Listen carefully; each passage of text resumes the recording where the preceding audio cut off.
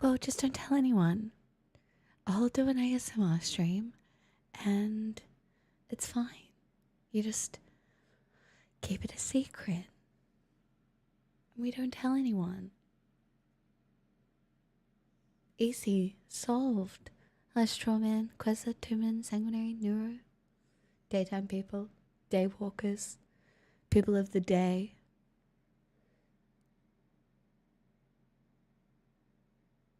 I'm not a day person. I fell asleep before singing yesterday. I know. I felt really guilty. But on the VOD, I sang the French song first for you. But if you play your cards right, I'll do it again today. Because I didn't know if you would go back and check the VOD. So I was like, you know, I could be a good person and just do it. Thanks for disconnecting from the couch to stream. Okay. No, but like for real, I was so tired after stream last night. I fell asleep on the couch. And then I woke up on the couch and I was like, I ain't fucking moving from the couch. And so I just slept on the couch in my clothes, which is just so like me. Really. It really is. Now, somebody remind me in 10 minutes because I've been defrosting Pixel's food for like half an hour. And it needs like 10 more minutes. But she's standing here looking at me because she knows I'm defrosting it. And she won't leave me alone until she's like at least had a little bit of food because otherwise she's got her head on my leg right now. Darling. I've done my going outside and touching grass for the day. Same. How are my vocal cords today? Well, I've got a cup of tea that I put some honey in. Look, I'm recovering slowly. Like, I'm really proud of myself. I've worked 4 days in a row. Recovering from pneumonia is no joke. I know it's like my whole personality right now. But I just could never have foreseen how difficult this has been. But our bodies are incredible things and they do try and heal and stuff. So, yes, Sam dear, I'm still recovering. Hi, Cop Punk, and thank you for the follow. Welcome. But yes, I took Pixel for a walk today, which was really nice.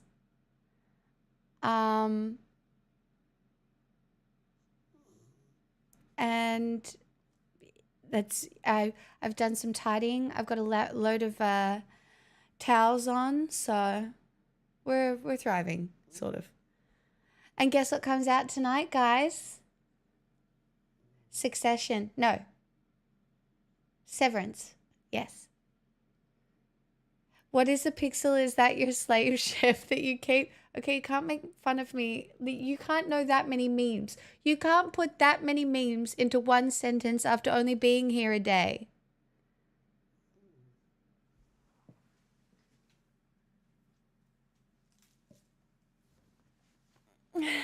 This is Pixel. Let me give you the lore. This is Pixel, my dog. I named my Twitch account after my dog. I didn't ever think I would be a streamer. I was a very awkward, a very awkward girl who was not going to talk on the internet, but here we are. So, so now we have the same name because I never expected to have anybody call me by this username.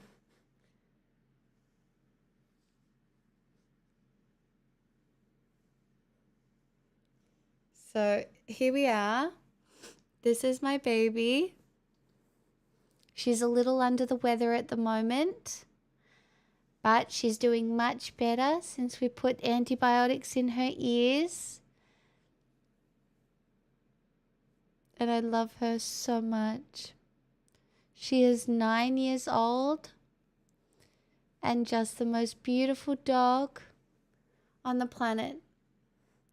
No, I will never change my streamer name. Although, like, I have to get to the point where I have to kind of pre-grieve a little bit because, oh, baby. Because the reality is, the most likely scenario is I outlive my dog, and I am going to have to think about her all day, every day if I'm still doing this as a job. Which could be a really beautiful thing, or it could be really hard. So I just don't know. I don't know. But I don't think I would change my streamer name. Like, it just, I love this dog so much, and yeah, I don't think so. I do. I just love you, Pixel. Pixel, do you know that I love you? Yes. Anyway, so that's why sometimes people think I'm speaking about myself in the third person. I'm not. I'm talking about my dog. Okay? Just in case anyone was wondering. Hi, Milk. How you doing?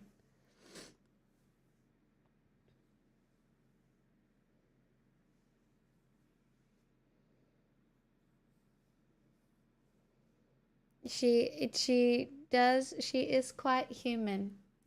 Shall we go check your food? We'll see. We'll go check your food. We'll see if it's defrosted.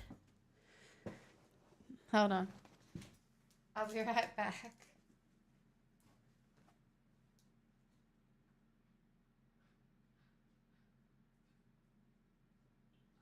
Oh, we're good. We're good.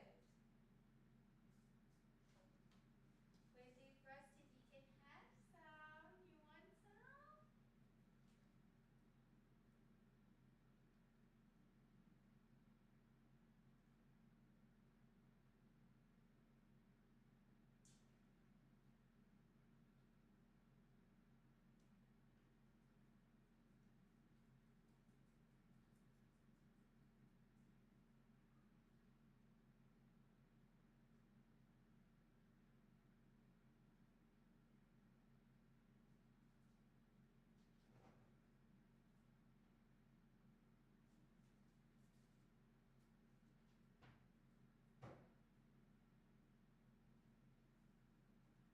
It had defrosted. Great news.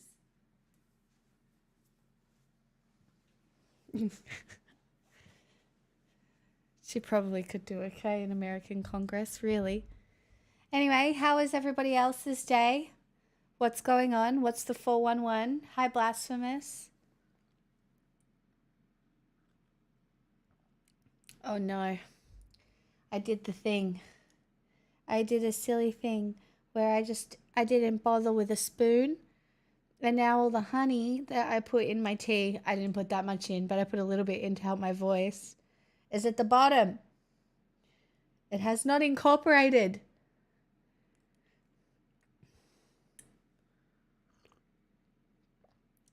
Oh well. What did you cook your mom and Nana for dinner? If you want to see my dinner, it's in the Discord. It's really sad. No one commented on it for ages because I'm pretty sure it looks like dog food. But hear me out.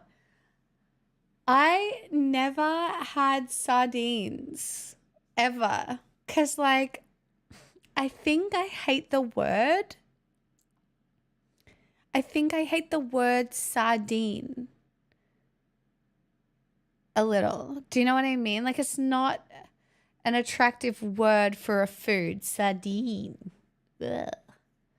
You know?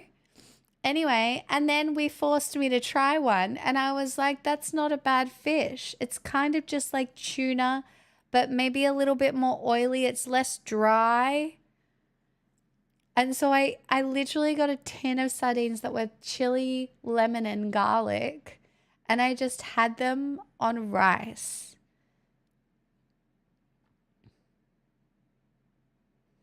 No, so they just come in the tin without the heads, Fox.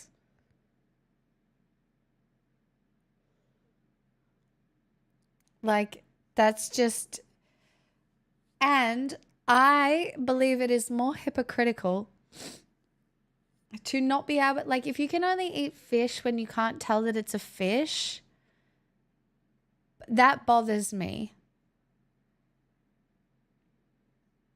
Do you know what I mean? Like, I think sometimes that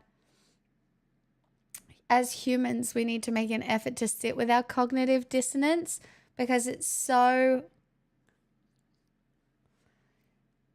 I don't know. I think it's really important. Alone really did this to me. I don't know what it is. Alone kind of like healed some of my cognitive dissonance, I think.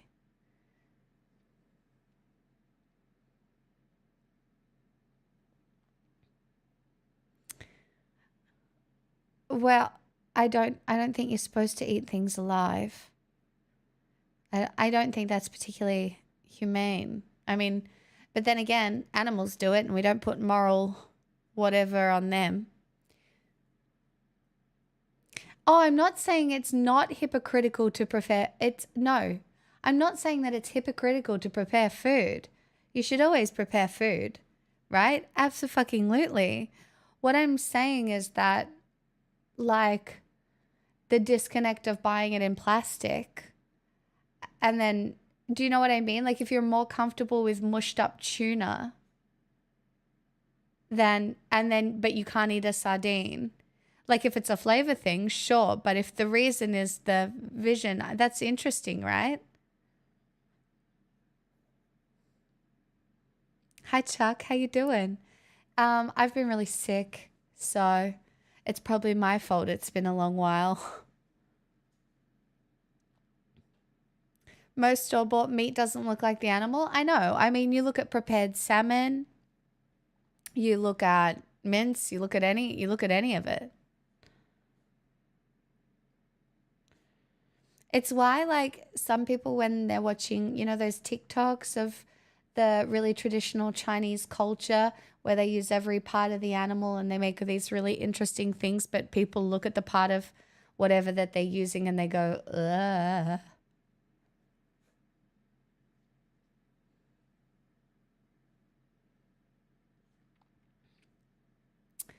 I just think, okay, so I need to provide some context.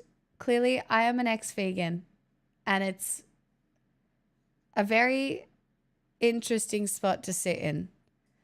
But what would you eat to, like, say you chose to survive the apocalypse, right? So you're not just going to lay down and die. Say you chose to survive. What are the most common things that you're eating? And then what do you get excited about eating? Because this is what alone has done to me, right? Like, people can survive off a lot of things, but it's very interesting to see when push comes to shove in survival what people get excited about eating.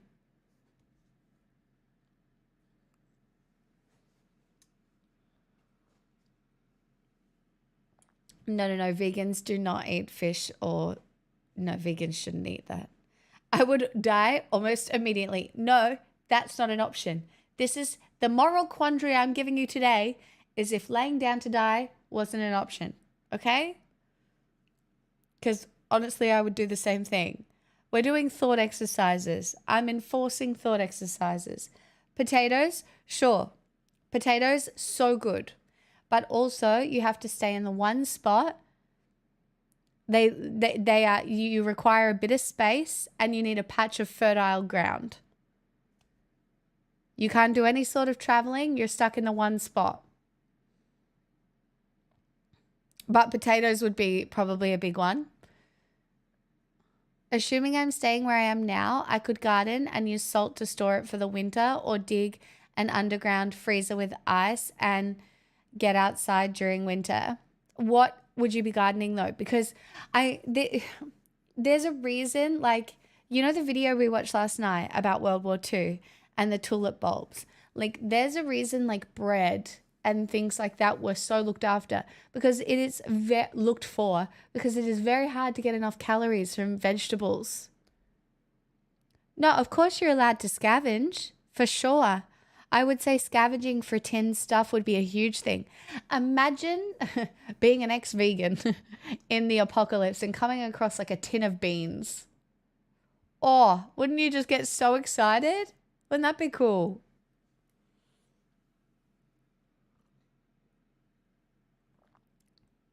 Well, this is, yeah, gardening, as someone who has worked on a garden in Australia, at least, with her mother, one, gardening takes so much more work than anybody realizes. Two, gardening is more complicated than people realize. And three, food prep and storage, like you watch it on the survival shows, right? The preppers. And look, maybe they're a little unhinged, right? Then maybe they've gone a little bit too far. But the reality is this knowledge is harder to implement than you think it is. I garden with my mum now because I actually really want to learn. Um, but it's a lot of work. It's a lot of work. And the reality is if you were in an apocalypse and somebody offered you to trade, if they came up to you and they were like, "Hey, I'll trade you like this bit of deer or whatever, this kangaroo meat that I shot or whatever and prepared for thing," you would take it up because people would get excited about like not only the calorie density, but the availability of protein. Now, protein, the way it runs under capitalism, total scam. Okay? Right? You need less protein than you think. This is one of the things that I learned as a vegan. Like, unless you are in the gym, breaking your muscles down every day and looking to rebuild them, you need less protein than you think. Okay? So, like, protein as a marketing brand, kind of a scam. But the reality is, like, in really natural human ways, you would get excited about it. How bad is it to eat meat after being vegan for years? Genuinely curious. I sat there and I cried. It was awful. My mum cooked me a piece of salmon and I sat there and I cried and I felt like the biggest failure of a human. And I felt like I I felt like I felt sick. I honestly, it took me a really long time to have the mental headspace I do now. And people still hate me, and that's understandable. Like, if you're still a vegan, I can understand really detesting my experience. It, I'm not going to say it's like, it can be sometimes like the really visceral response to that people have to like detransitioners or anything like that. It doesn't sit well for some people.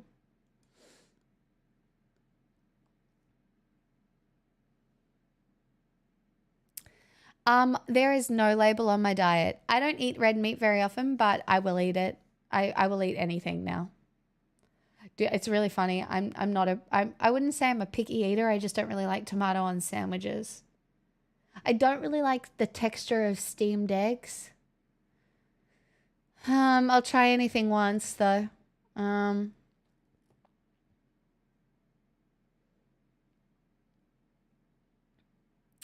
yeah, steamed eggs is a Japanese or thing. I think it's Japanese. I don't really like the texture. Hi, Tiny. You've survived your first full week. Do you know what? You and me both. On day 4 here. Is that funny? Sort of. But I'm glad you have. And you've kind of done it with so much less sugar as well, which is, a lot. Not the Twinkies. Chinese food also has steamed eggs. I've been craving. Cup of tea for the thing.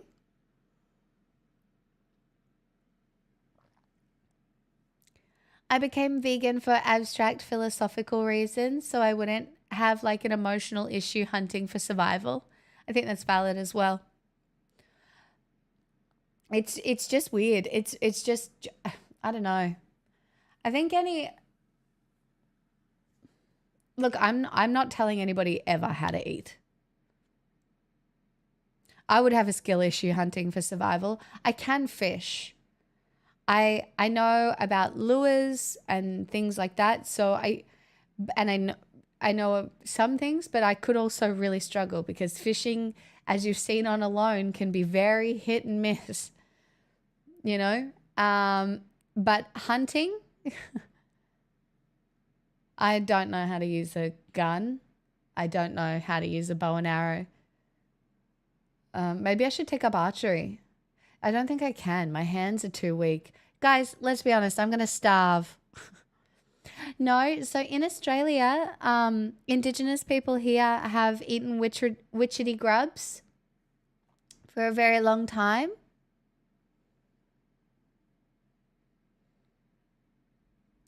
Tale told, it could be supply chain. It could be just the full, like capitalism could just fully go. There could be another virus that wipes out half the population, which means society doesn't maintain itself at all. And the reality is, I don't know what it would look like. I think it would be a little bit of a free-for-all. Like it's, you know, when people say it's socialism or barbarism, it's kind of true. And you could have pockets of both. So...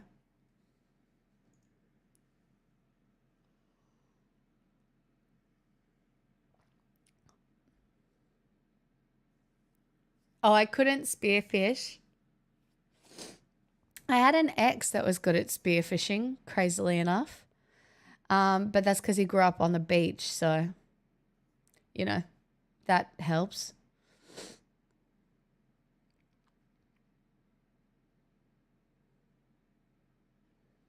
A virus would determine what animals, birds, fish you could eat. Well, that's the thing. Like if you look at the bird flu thing that's happening right now, I mean, the amount of birds that have had to have been massacred just for survival is heartbreaking and crazy.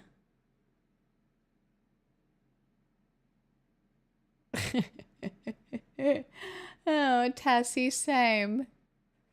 Don't remind me. That's why my most likely scenario in the apocalypse is just laying down and dying. Yeah. I don't know if I've got the survival instinct that people would want for me. Anyway, welcome. Nice to meet you.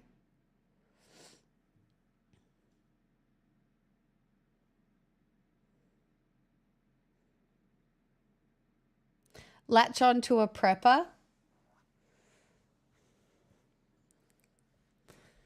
Can I be bothered? Well, you know, when we think about, I think about some of the things that in my mind have caused me to suffer, right? And then you put it on a scale. I'm not going to lie. The flu, I was suffering and it was hard because I was on my own. And trust me, trying to recover from any sickness on your own is, I don't think that's how it's supposed to go, really, because it's not great. Anyway, I got lots of help from my friends. Without the help from my friends, it would have been even more dire. That being said, I think about that and the way that that plays out in perceptions of suffering, if that makes sense, because the suffering I would have experienced without access to medication, Panadol, all of that is tenfold. Are you saying I get by with a little help from my friends? I don't know, is that a quote from somewhere? But unironically, I do get by with a little help from my friends.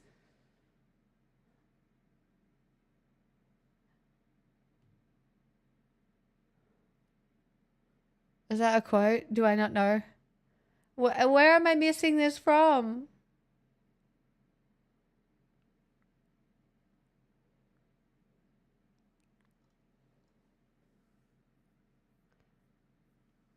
Well, Jess, I'm not on nerve blockers anymore. I'd be dead. I would have been dead 5 years ago without the nerve blockers. Let's be honest. Like the modern medicine, my dad giving me money and I don't even know what else is the only reason I'm still alive after that situation. Because that was fucked. That's the most fucked up thing ever. If that happens to me again, which it could, I'm terrified. Just because of the mental. That's why I just try my best to not let everything get to me so much anymore.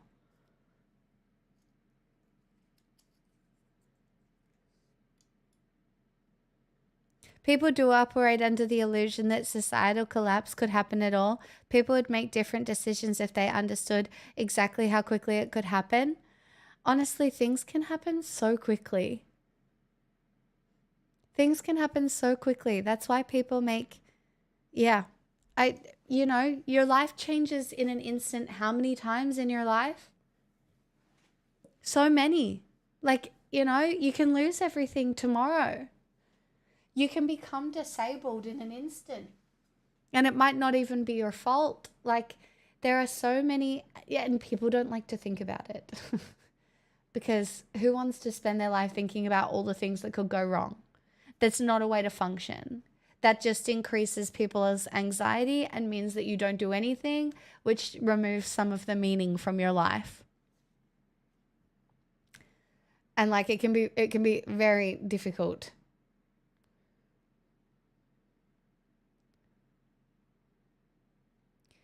That's exactly the way I function. Teo told it's possible to get out of it.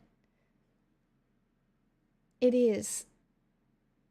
I know, because I know because it used to be me. But it is just kind of, it is hard. I wouldn't say it's easy. So I don't understand people who have no water or food at home, but could. I mean, yeah, people live without tap water. Like there are people out there that live without tap water. There are people out there. Yeah, that's I've still got my life straw. It's in my go bag.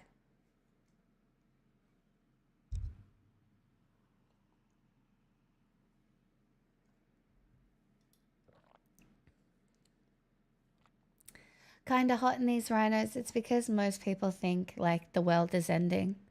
But having read a little bit of like philosophy that isn't entirely Western, specifically when we were watching a lot of Rosie Braidotti, who's a bit of a modern philosopher who, has kind of based her philosophies off the work of Foucault and, a lot of the other interesting progressive thinkers. But she basically said, talk to an Indigenous person. The world has ended a million times over. And it's obnoxious to think that the world is ending a little bit, but it could. That's just the reality.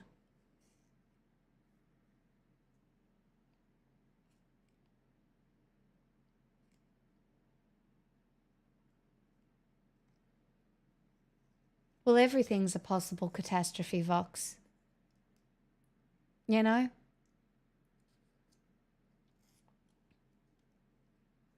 Planes fall out of the sky. Not often, but they do. Boats crash into icebergs. Not often, but they do. You know what I mean? You can't prepare for everything. That's the point. It's utterly paralyzing. Well, not really. Because if it can happen, sure, but it also might not. And it's like, well, it's like I used to have a real problem driving. I really did. I was like, Jesus Christ, the risk I am putting myself in every time I drive. But the value that is added to my life from my ability to visit my mother, the value that is added to my life from my ability to be able to drive Pixel to the vet when she was sick. You know what I mean? Like those things, you know, they really do add to my life. And I'm not saying it's like a super easy math equation or anything like that, but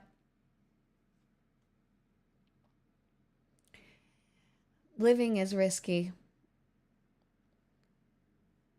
You know, it's you either let it paralyze you or, well.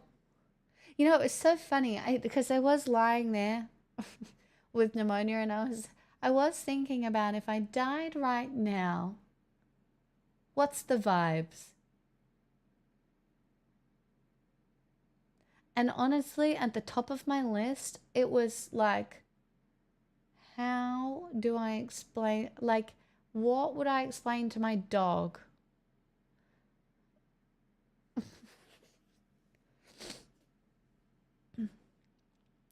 Tubby, and that's the hardest thing because vulnerable people don't survive without community and help. And the reality is we're all kind of vulnerable. Human beings are surprisingly robust, but also like specifically vulnerable to all sorts of things.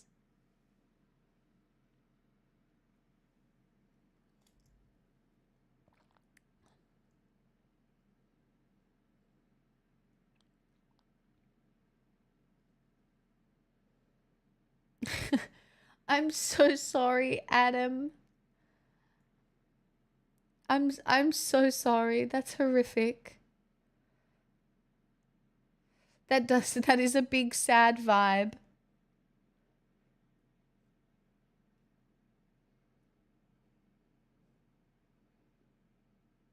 Hi, Nananon.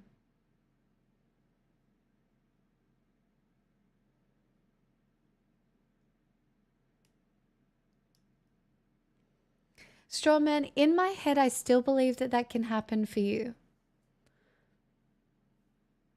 I think that the problem is it will take some risk and it will take some difficulty, I think. And like that you have some hurdles that other people don't have. Which in my head for you is like, it's obviously unfair. But, and I wrote this, you know how everybody was asking me the other day, I did tweet this on Blue Sky, but everybody was asking me what advice I would give my younger self. And the biggest advice I would give my younger self is like, don't think that you're so old that you have to give up. Because like I gave up on being a singer at 14 because I was like, everyone who's ever been anybody, you know, was already doing really well at 14. Like I literally thought that I couldn't achieve anything at 14. Then I moved on to ballet and I didn't move on to ballet. Ballet was already still there, but I was like, okay, I'm going to focus on ballet because, you know, for whatever reasons in my head. And, you know, and then I got injured. That was pretty fucked up. And I was like, oh, where the fuck do I go from here? And then my parents were just like, I know you're depressed, but just do something. Doesn't matter what you do, just do something. And I didn't know any better. I was so fucking depressed. I didn't want to do anything. I didn't understand why people wanted to do anything. I was like, that feels like a lot of fucking effort. I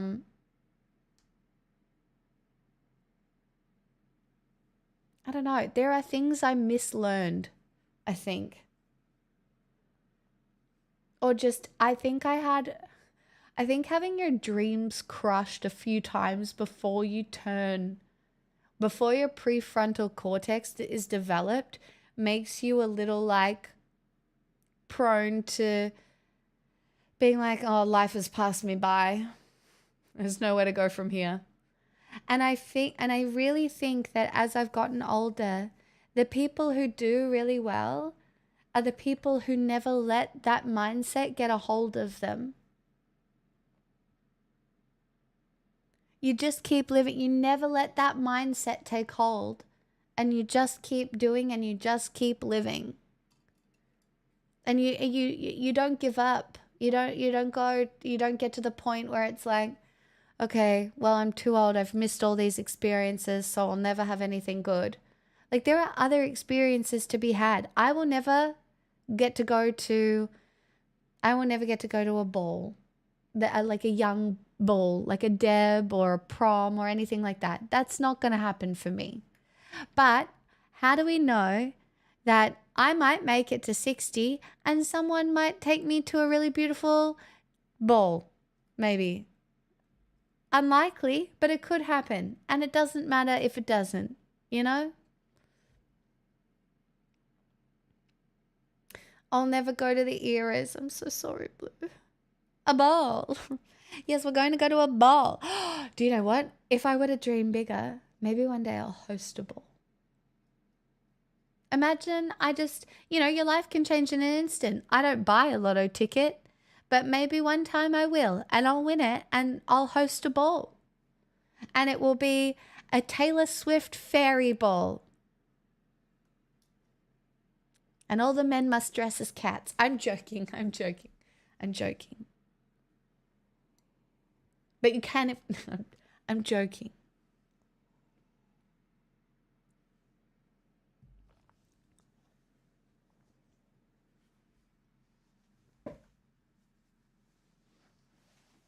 Dream big, guys. I'm dreaming big. I'm out here. Don't let your memes be dreams, my friends. As a 34-and-a-half-year-old virgin, this is wholesome and uplifting thought. Being a virgin isn't anything.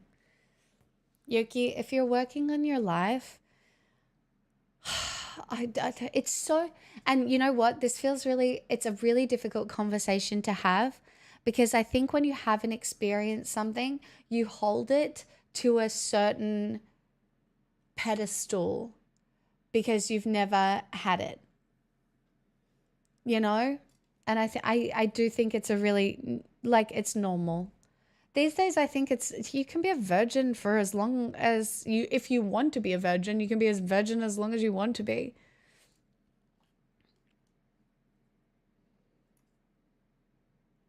We talking cat boys or cat men? Both. I'm joking. Hi,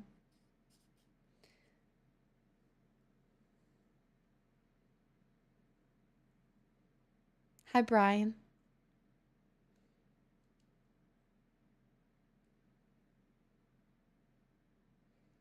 I could envision Pix as an elegant older woman in a gown, making sure everyone has a nice time in a dinner party.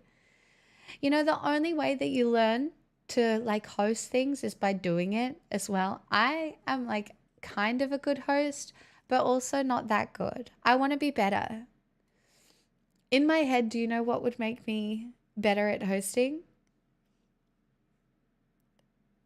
And this is going to sound so stupid and I'm not doing it, but buying one of those stand mixers that everybody uses. What are they called? KitchenAids. Right? I don't have one of those. And so therefore I'm I can't host. I can't bake properly. But you can. People have baked without those stand mixers for a very long time. And that's capitalism for you, folks. Okay? I've hosted many a time and I don't have that thing. Also, you know what I really want? If we're talking items, right? One of the La Crusette things, right? But the reality is I bought a $50 one from Harris Scarf and it's been so good. Sure, it's not the same brand. Oh, La Crusette. Hold on, I'll show you. They're just really good. I'll show you. They're just so ridiculous, but they're really beautiful. So it's like a cast iron pan that kind of looks like this.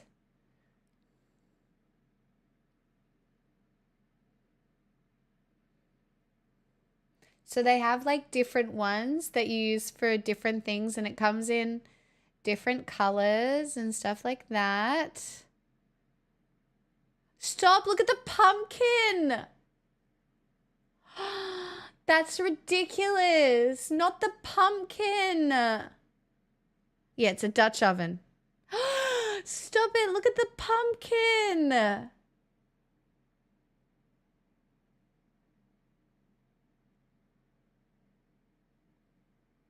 That's outrageous. Oh, the Aldi versions of those are fantastic. I know. So I got the Harris scarf one, but the Aldi ones are very good too. But these are like, I guess these are the ones. But the fact that the cast iron round casserole goes from between $288 for a little one to $1,040 is crazy. It's crazy. It's crazy. It's crazy. Anyway, so.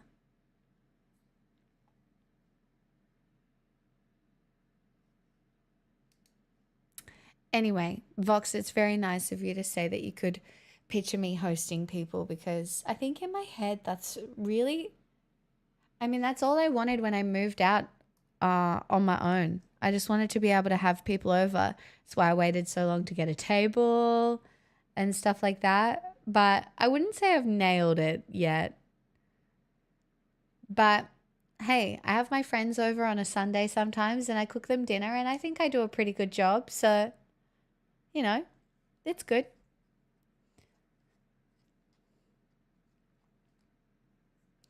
Oh my God. What the fuck, cats?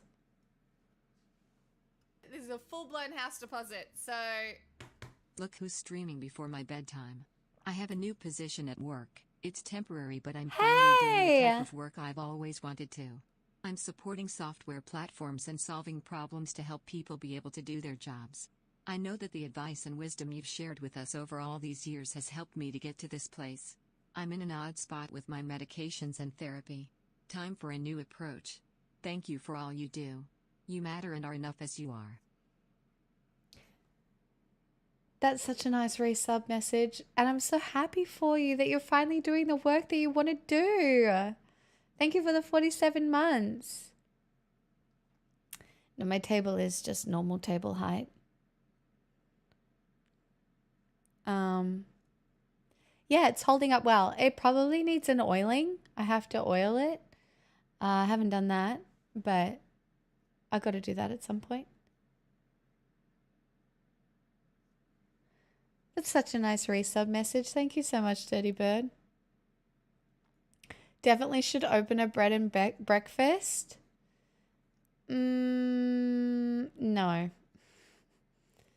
Nope, that's not for me. You probably shouldn't need to oil it. No, when the guy who made the table gave it to me, he said it could use an oil here and there because it's like exposed wood. So...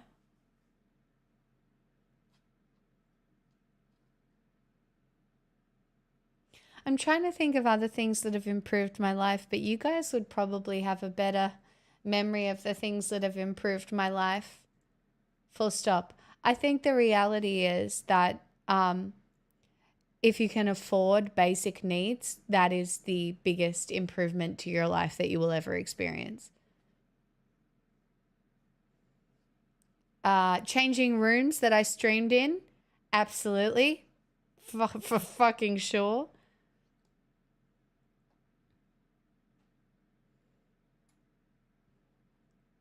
The mods have really made me very resilient, Tiny. Yoga having a big change. Mouth tape. I like mouth tape still. I'm into it. I'm going back to the gym on Sunday. I'm going to go slow, but I've decided Sunday is my first day. So we'll go and we'll see how we go. We do love the haunted cupboard.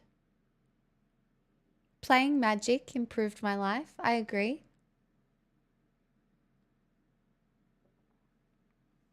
It's like we were never in another room. It's true. This room feels really cozy.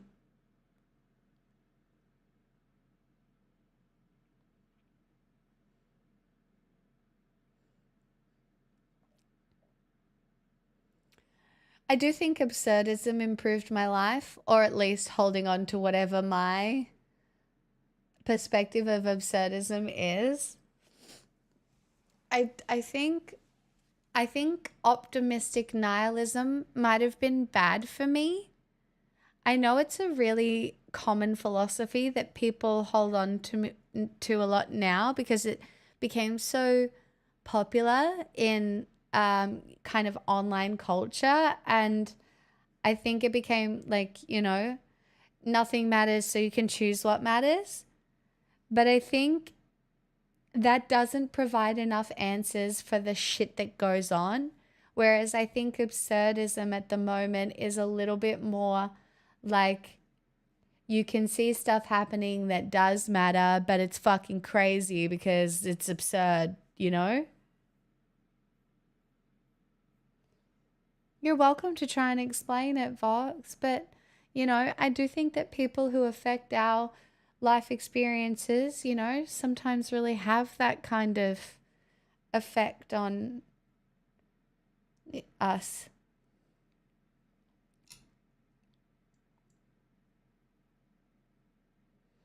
Definitely moving to the city stopped me feeling so isolated. I very much so. That's definitely a big one.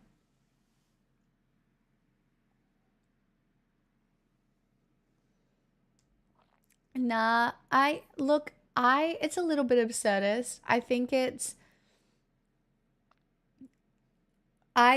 more existentialist because it's like nothing matters, but knowing nothing matters. Keep dancing through.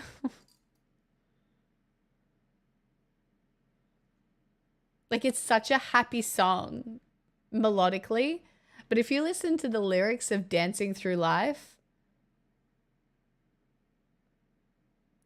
it's a little interesting. Hey, Oda.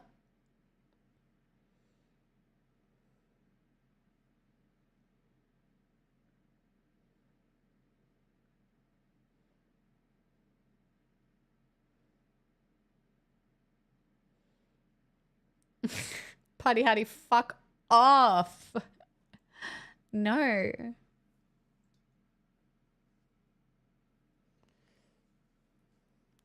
No.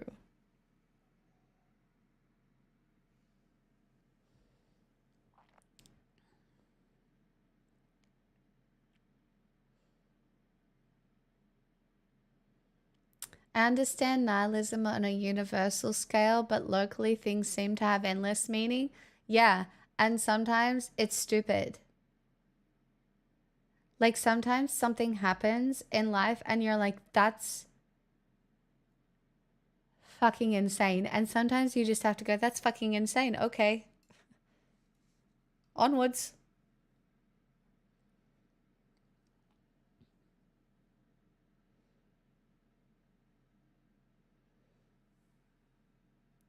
You know what anime is? It's gateway philosophy sometimes.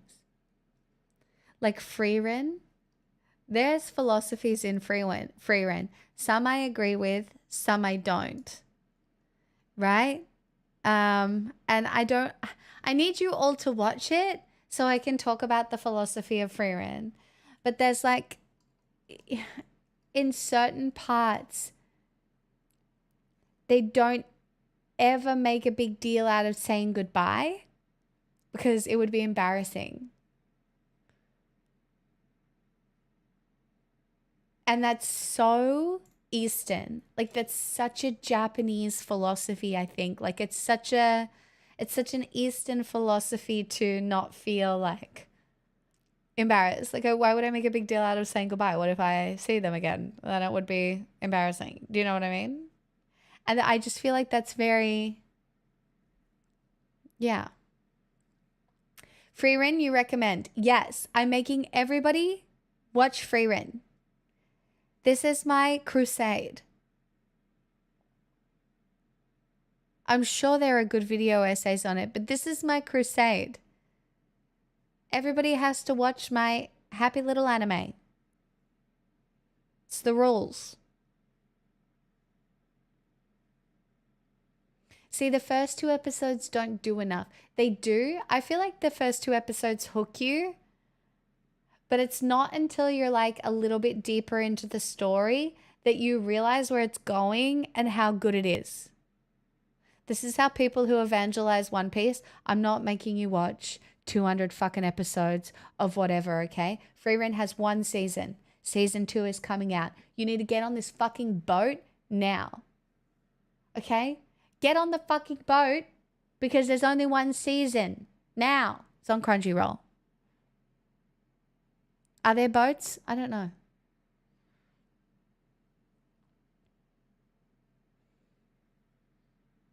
I wish it was 200. Me. When it was only 20 episodes. Okay, to be real, I thought it was only 8 episodes because that's all I could see at the time. And I was like, oh my God, it's only 8 episodes. How can it only be 8 episodes? Then I felt so much joy when I realized it was 20 something episodes. I was like, oh, stop it. What a life. Then it was over. And I was like, you mean to tell me there is no more?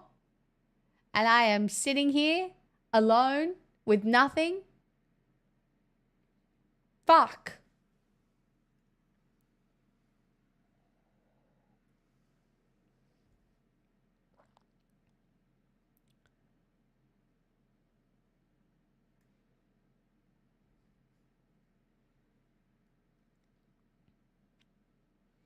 I think Freerin really advertises or argues for indulging human connection even when it's uncomfortable. Or it's so, yeah, I think it has a real interesting way of encouraging human connection. You know? Think about people that aren't you.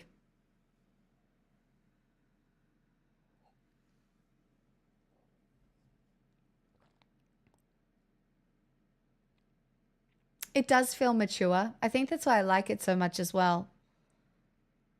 Like, I really liked Violet Evergarden.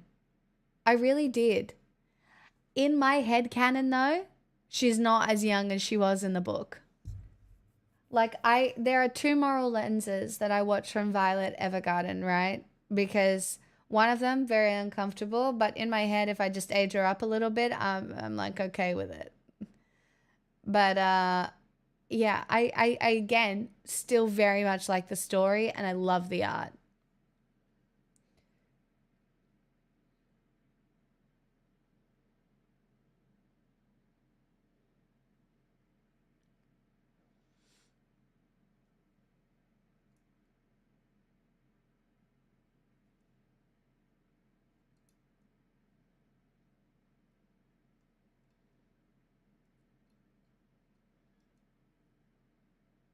They are doing season 2, Rogue, thank God.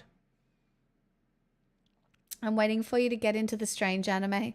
Don't worry, all my friends are giving me fucking strange anime suggestions. I have a list.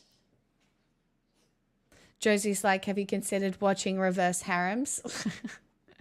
And I'm like, I have not. Should I?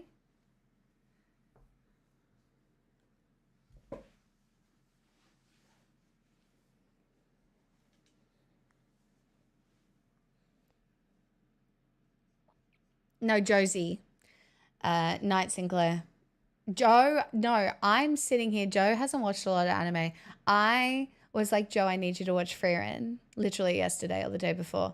I was like, you have to watch Frieren right now. And she's like, unfortunately, I have to get through season 19 of Sister Wives first. And I was like, that's really valid. But then I'm going to need you to watch Frieren.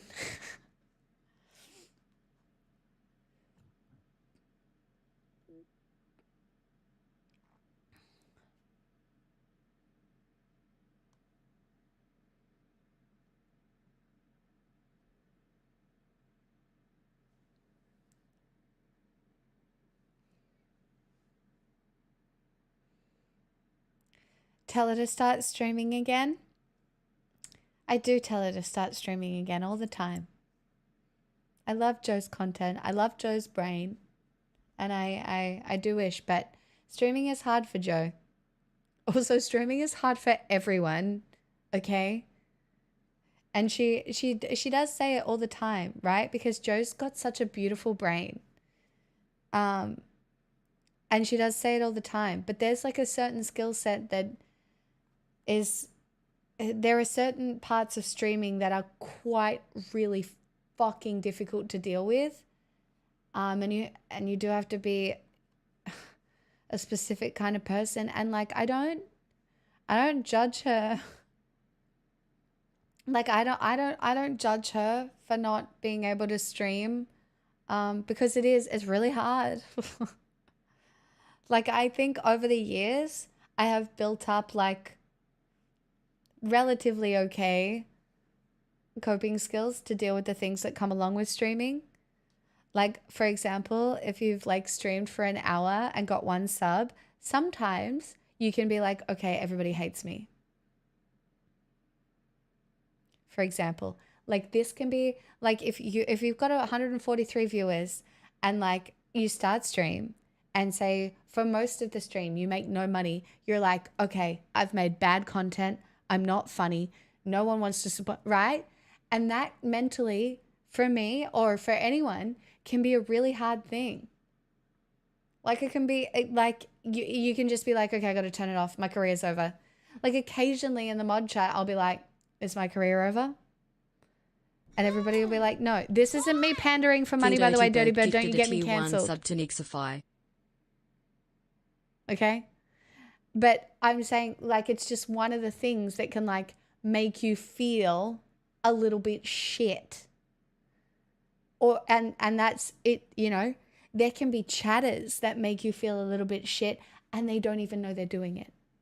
Or there can be chatters who know that they're doing it and make you feel a little bit shit too.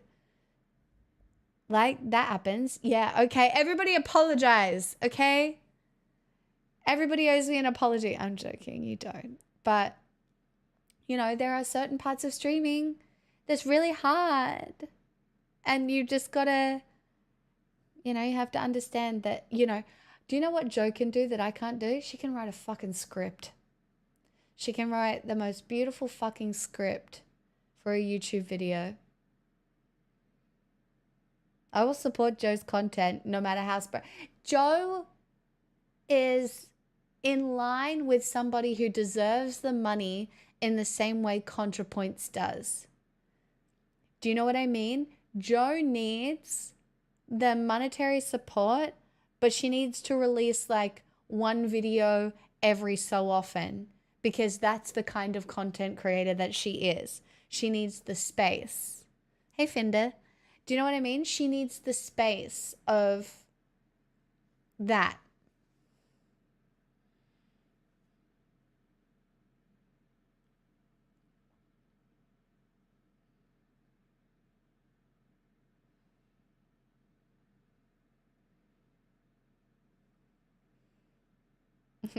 Will we even get Rep TV?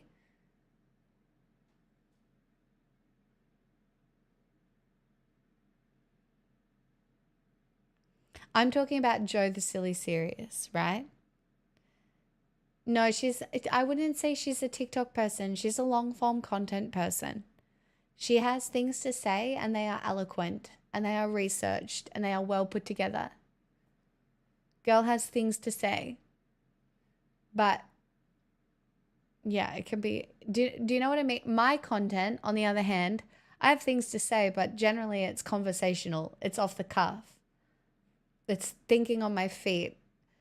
I'm not very good at sitting down and planning a video essay, for example. I mean, Josie writes scripts, but they're humor. Josie is very funny. Josie is very quick-witted. Josie Knight Sinclair, her job is so suited to her. She is so funny. That woman is hilarious in an intentional way.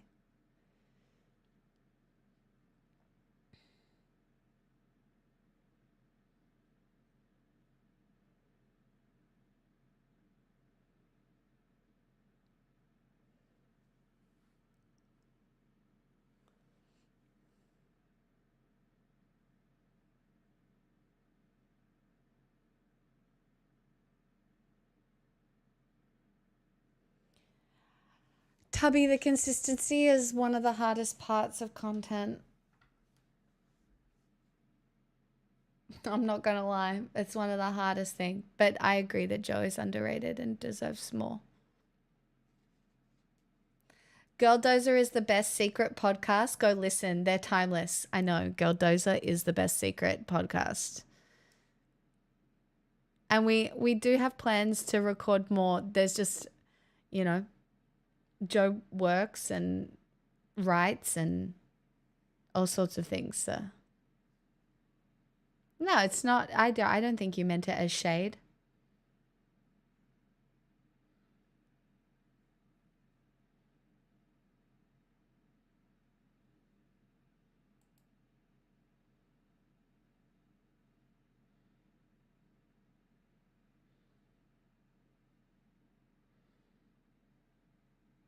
Yeah, but with girl dozing, it's different.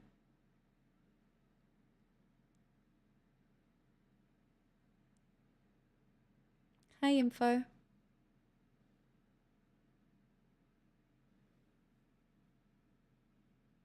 Is that like girl dinner? Sure.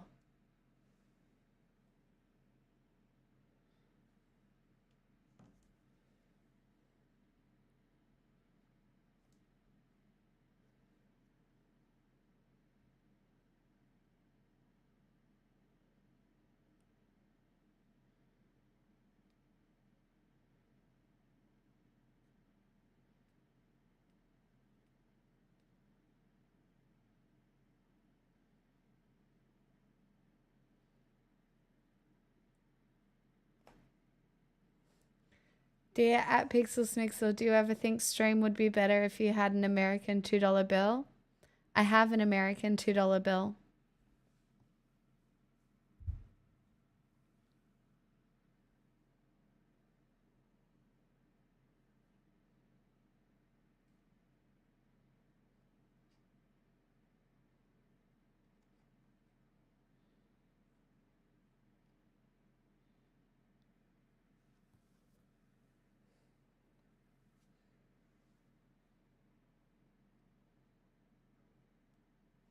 I have lots of foreign currency. I stole it from my dad and now it's a little collection.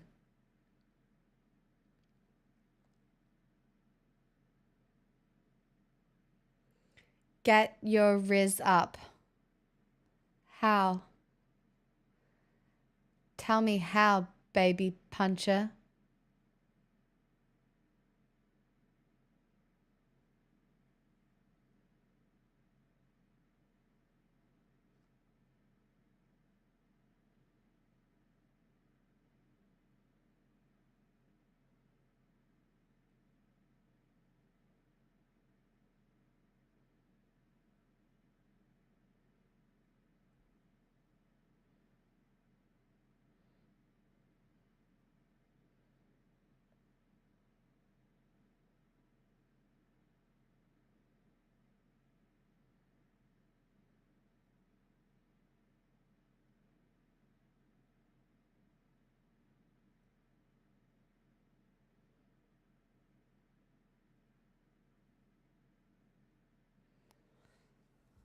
How long must I wait for the troll to write a fucking sentence? Are you doing it one finger at a time, you fucking loser?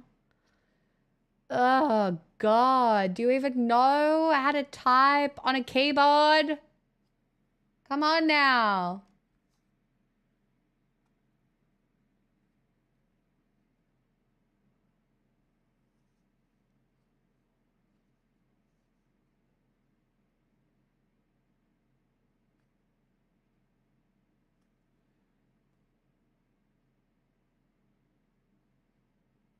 You get your rizzing up by rizzing up. Yeah, skibbities can also work too, but make sure you don't rizz up too much or you'll get addicted.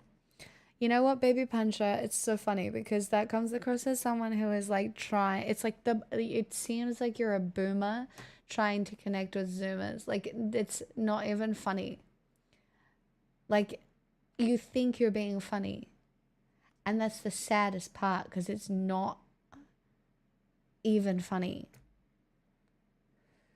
Oh God, it's just so snooze. I'm so bored. That's so boring. I think he could still be in high school. Do you know what I mean? That's like he's either 68 years old thinking and asked fucking chat GPT to talk whatever, or he's like 14. Time is a circle, my friends.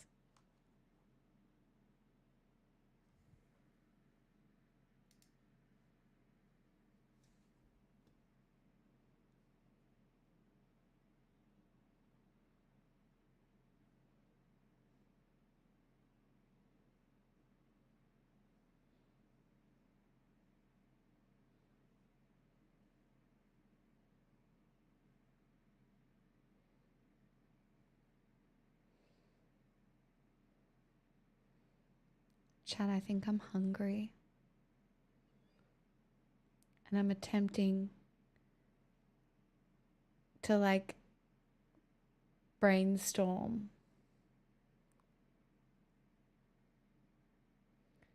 my options.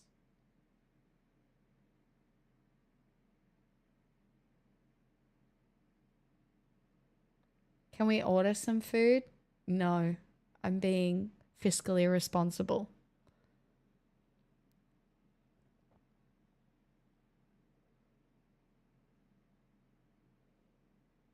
Dumplings? I don't think I have any. Hold on a second. I need a sec. Hold on.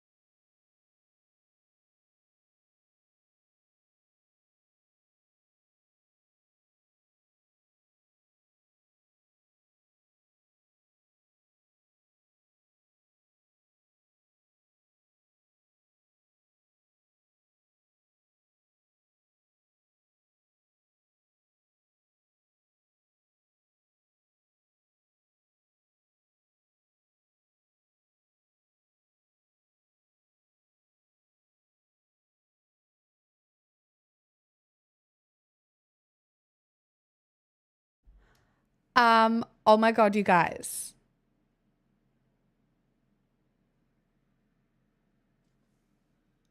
I just, I don't know what so that was a FaceTime call from my sister, right? And my sister would never really FaceTime me at this time. And I was like, oh my God, I better answer. What if it's something bad? What if it's like literally I answered because I was like, no, it's my other sister. The one that has my nephew and my niece. So my niece is 4. 4. 4. 4. She's 4. My sister just called me to show the random gymnastic things that my 4-year-old niece can do. And it's crazy. She has apparently been watching gymnast videos on like one of the things or whatever. I am not sure.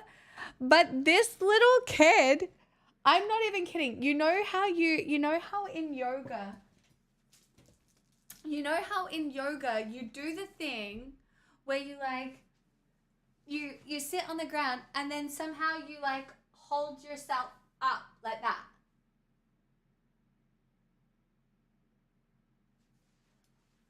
Right? So this little kid showed holding herself up with straight legs, with her legs in the splits. Like I did crazy. That's crazy for a 4-year-old. Like crazy. And so my sister's like, I needed to show you because she has just started doing this stuff. And like she can fully touch her toes and like, that was wild. What?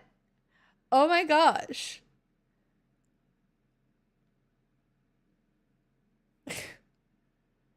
I'm like, I'm sorry, is she in gymnastics? And my sister's like, no.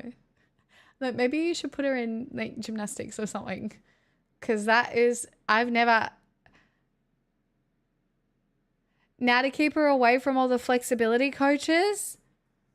I mean, yes and no. That's wild. But like, she didn't look uncomfortable. It just seemed easy. Is she going to be the next Australian breakdancer? Stop it. Stop it. Stop. That's so funny. Stop. That's so funny. The bar's so low. She could have gone to the Olympics maybe. You don't know. Man, I had almost forgotten that happened. I mean, at that age, joints are pretty elastic. Yes and no. This is not really joints. This was strength. This was weird strength for a child. As someone who did ballet from a very young age, right? I couldn't have done what she just did.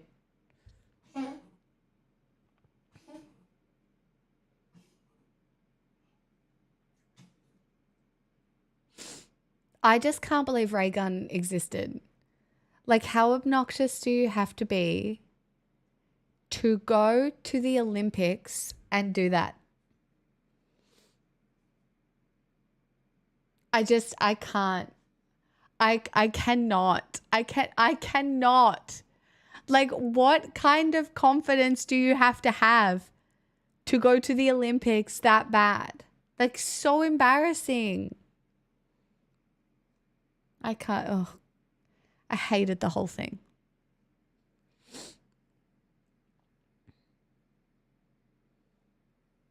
Wasn't there some misinformation about her and how she got there?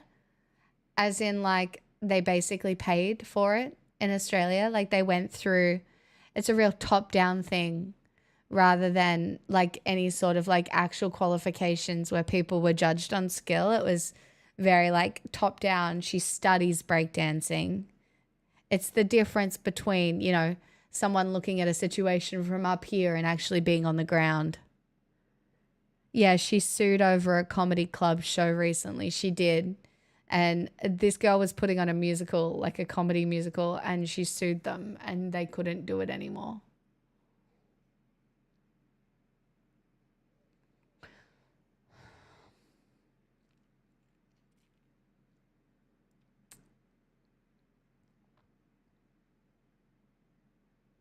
I'm going to be honest, she's the only Australian I know.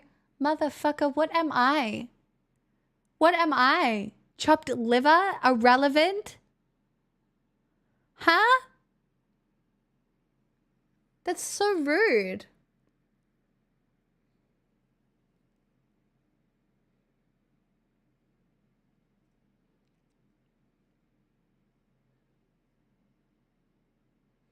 Yeah, it made her look terrible. She shouldn't have done it in the first place. You're Australian, you need to work on your accent. What? Huh?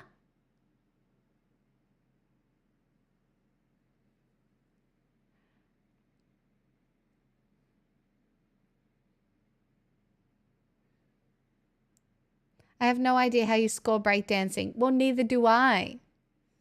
But I have a feeling that you don't score kangaroo jumps.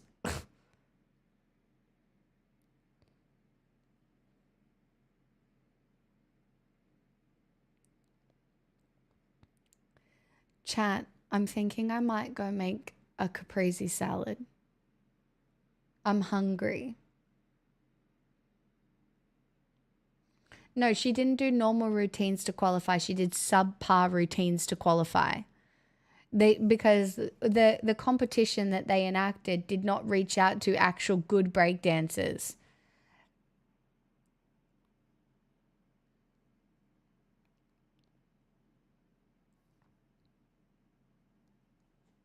Lol famous.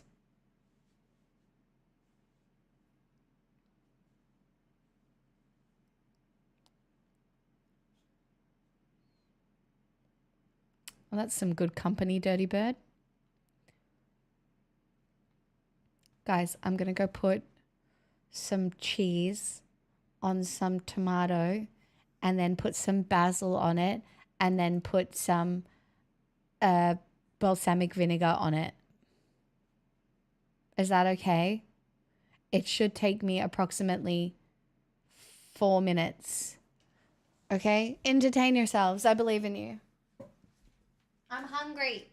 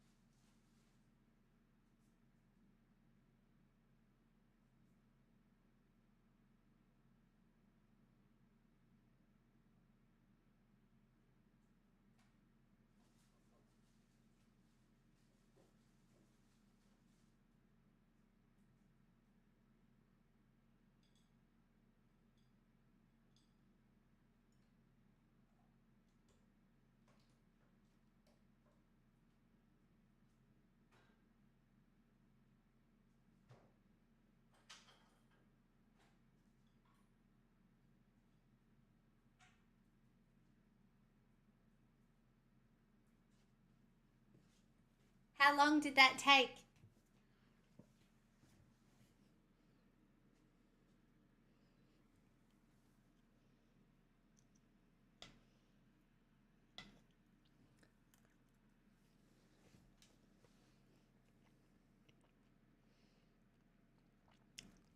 It's been 84 years. Stop it.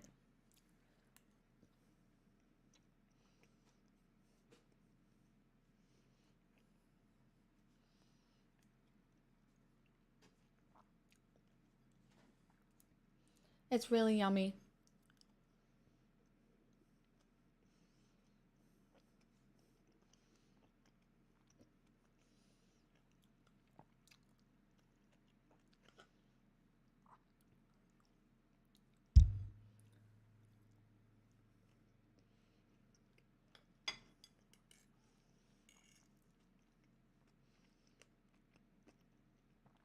Of course, it's a salad.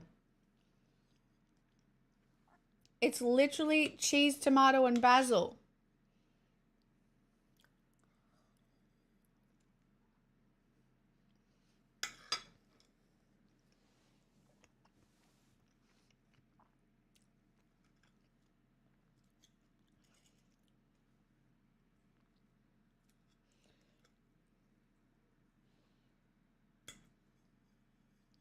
Okay.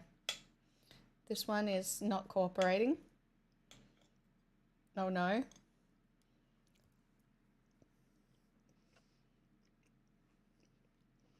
Mm-mm.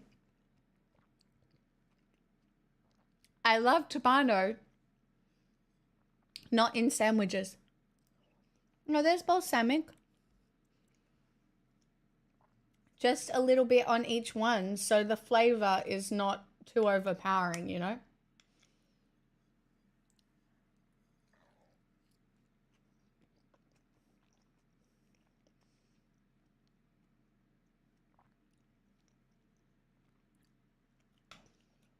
I don't want a Ritz cracker. I do have saladas in the thing. I could have tomato on salada at some point. Mm-mm.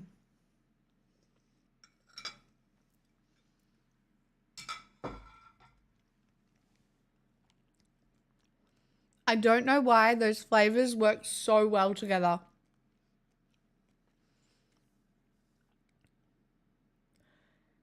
Since when are tomatoes red on the inside? Wait, your tomatoes are white on the inside? What? What? What? What? Guys, huh? Excuse me?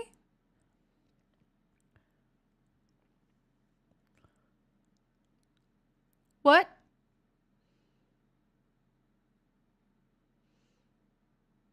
What? What?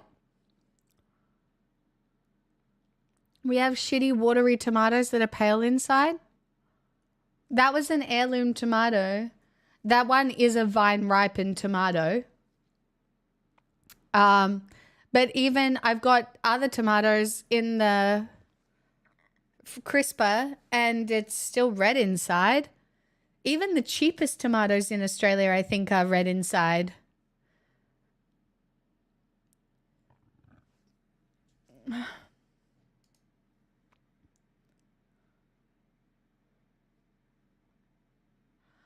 Oh, no, we have these, but they don't look like that all the time.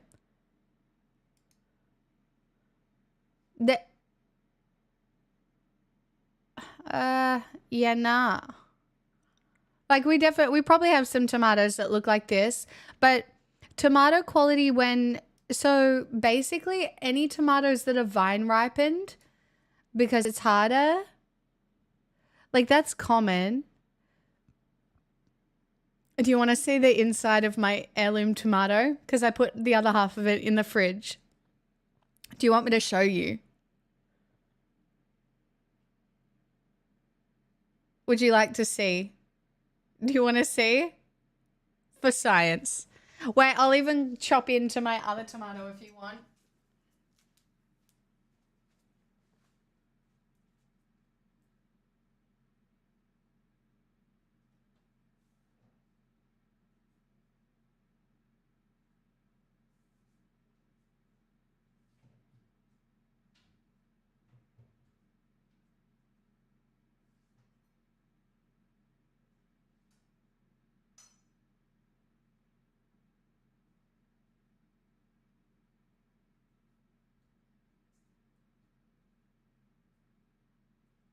Okay, I've done the tomato thing for science. I've chopped up my food for science. This is what Australian tomatoes look like. At least this one's an heirloom one. Hold on. So it looks a bit different. But even like normal tomato,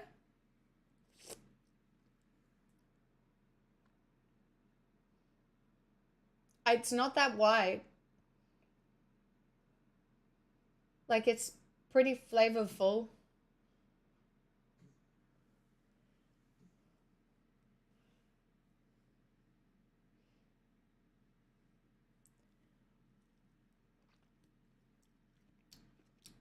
Wow.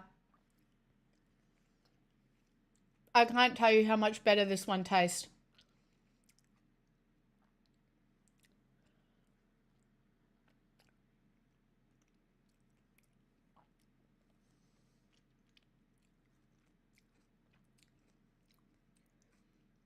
Bougie ass tomato princess, they're not that much more expensive, to be honest.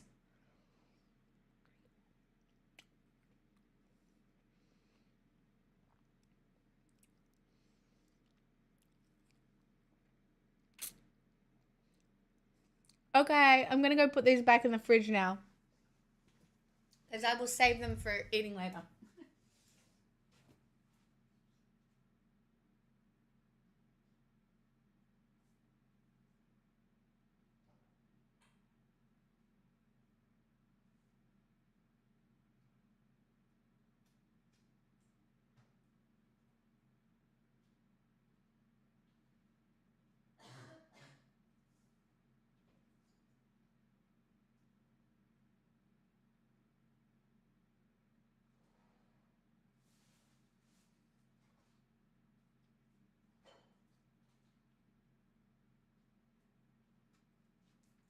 Hey guys, just wondering, can I use spice mix that's out of date?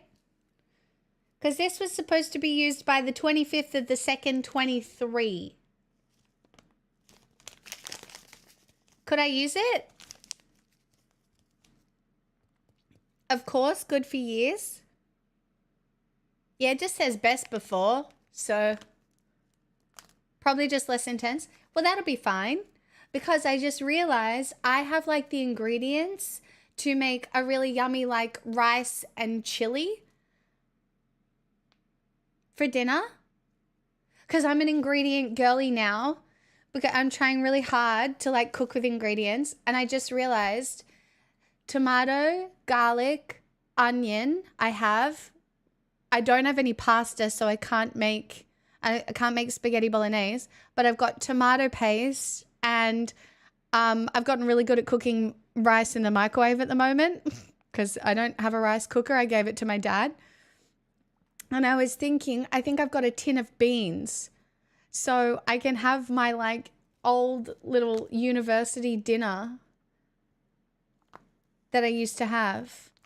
No, I don't have potato or tofu, but like tomato, rice, beans, meat, onion, garlic sounds good. Do you know what I mean?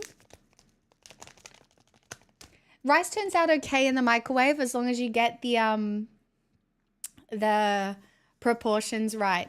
So I use like a tall kind of it's plastic, so it's whatever. How do you cook without ingredients? No, I'm cooking with ingredients. I'm cooking with ingredients instead of buying packaged stuff. I'm being an ingredient, put it all together kind of girl. Yeah? You have an Instapot? I don't have an Instapot. I don't have a slow cooker. I don't have a rice cooker. But it doesn't matter. I have an air fryer, but barely even recognize you anymore. Sheesh. What do you mean?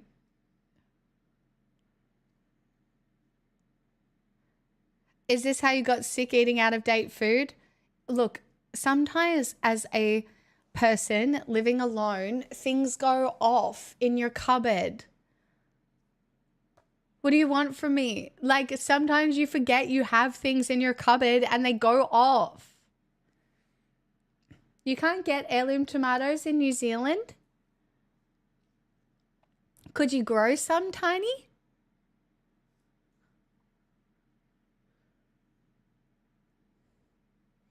My mum grows them. Tomatoes aren't too hard to grow in a pot.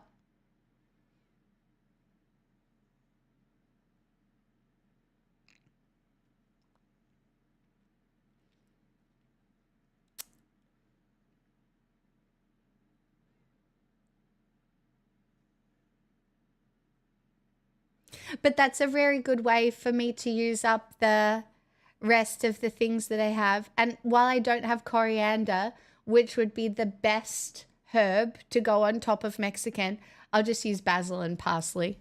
How bad can it taste? Surely not that bad. You look healthy? That's really nice of you to say, considering I am recovering from pneumonia. But thank you. It's a scam. I would not say I feel healthy at all. So actually, cilantro is the best herb for Mexican. Oh yeah, in Australia we call cilantro coriander. It's the same thing here. I don't know what to tell you. It's the same thing.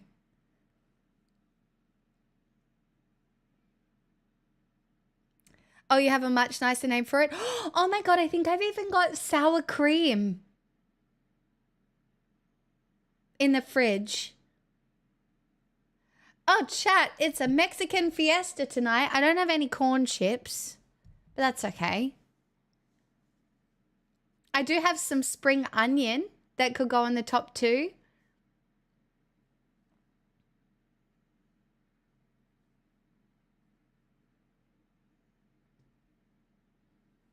Didn't you throw that out? The spring onion? No.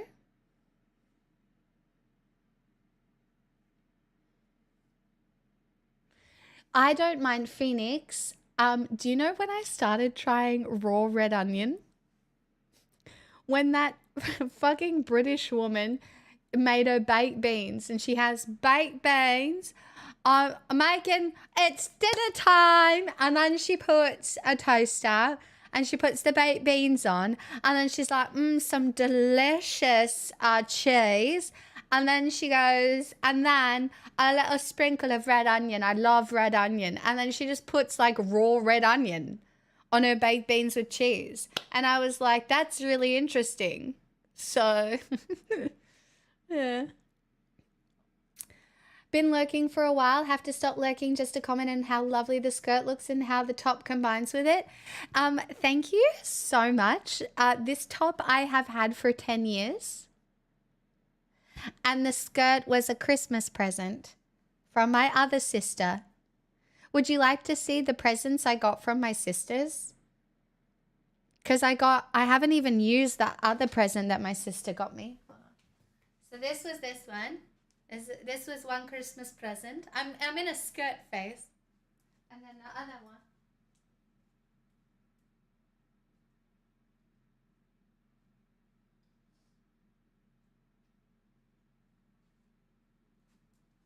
The other one was the blue skirt as well from my family, but also my other sister gave me this.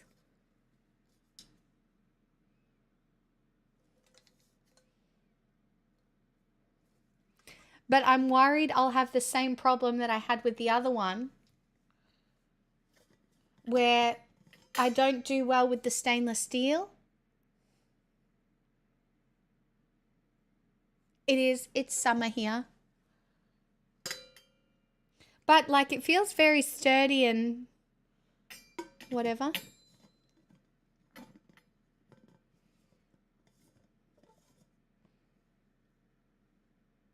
What's so bad about steel? I have a really bad reaction to some metals. I don't know what it is, but I have like a really bad reaction.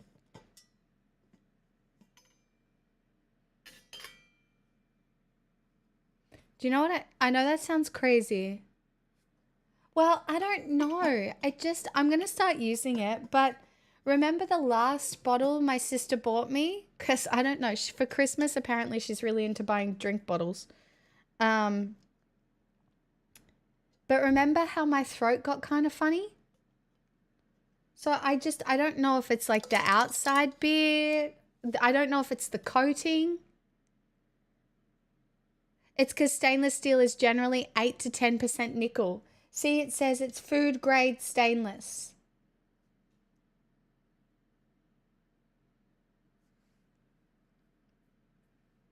Can we Google it? Is there nickel in a hydro jug?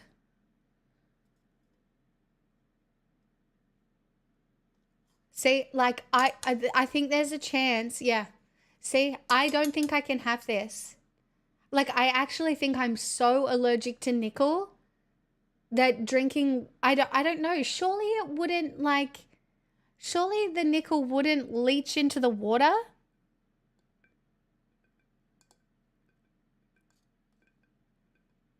Do you know what I mean? Like surely it shouldn't, but I don't know. I could be that sensitive. Yeah, but Kate, if you're not allergic to nickel, it doesn't matter.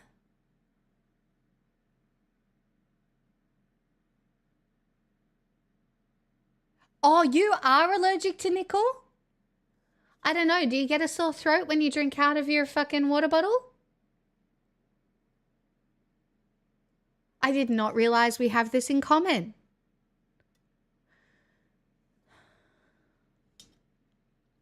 Yeah, it says food grade stainless 18.8.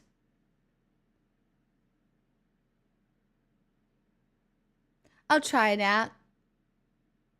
Oh, yeah, cheap earrings don't do it for me either.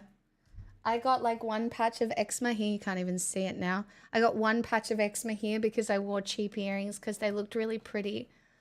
They were just a little pair of gold hoops and they tied together my whole outfit one day.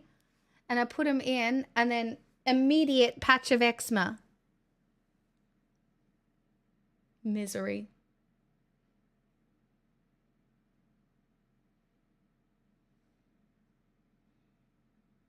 Lick it for science and we'll monitor you for reaction. Leave me alone.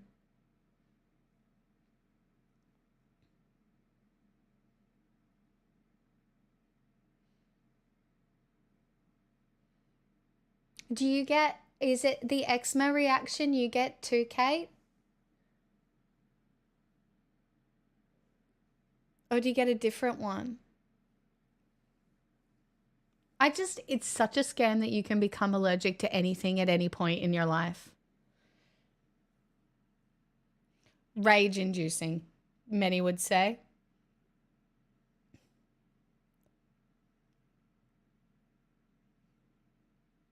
This is called a hydro jug. I might have to give it away, but that's okay.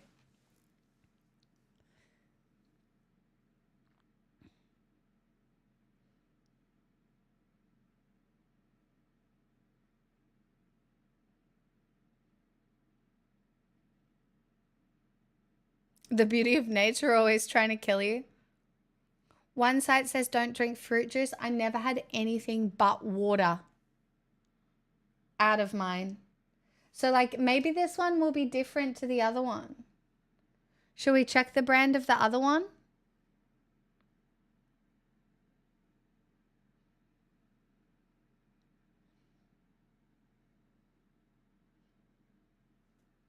I mean, I try and only drink filtered water.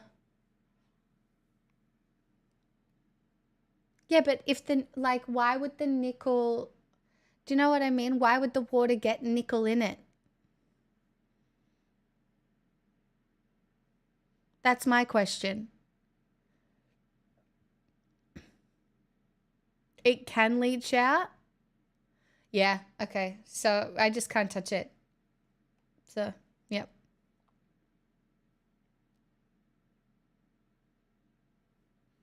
Yep, I'll give it away to someone.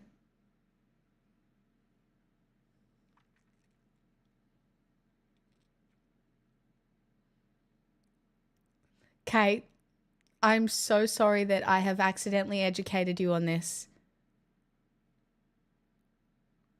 Yeah, because stainless steel jewelry is surgical stainless steel, I think. Not cooking grade.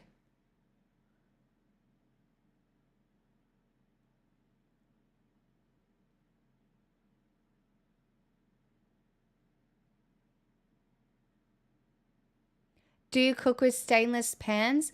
No, most of the time I cook with ceramic. The only time I cook with a stainless steel pan is at my mum's.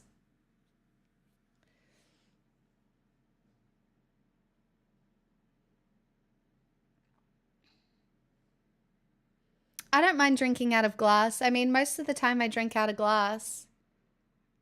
I mean, let's be honest, the metals on the outside of this are probably nickel. But I don't seem to have a problem just touching it and the inside is glass.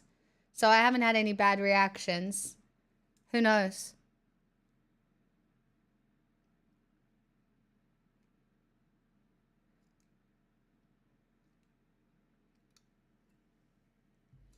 We can find out. Hold on.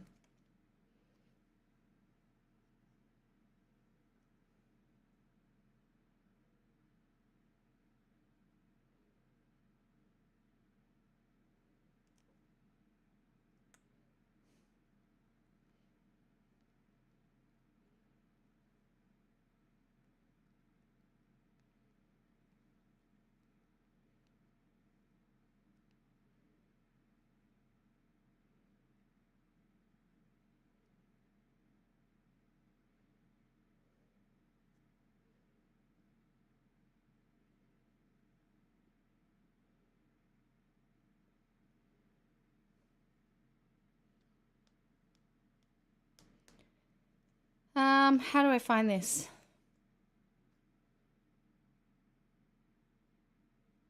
Amazing people can be allergic to metals. Yeah, it's crazy. Do you know what? If I didn't know I was allergic to nickel, right, and they had replaced my jaw, they would have replaced it with something that had a little bit of nickel in it, and it would have been fucked. Blanket Waffles, thank you for your Prime. Thank you for the 51 months.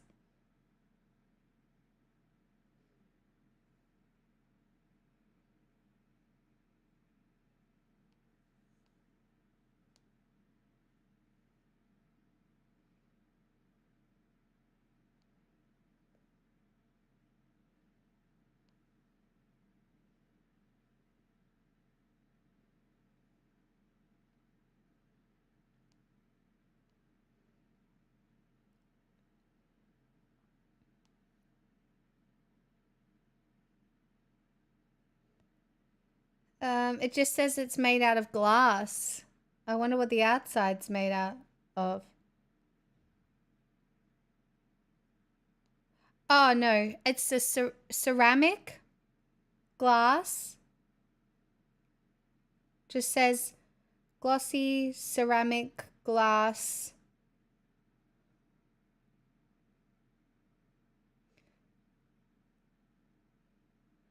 Use high quality lead free glass. This beautiful glass does not discolor, retain smells, or leach chemicals into drinks.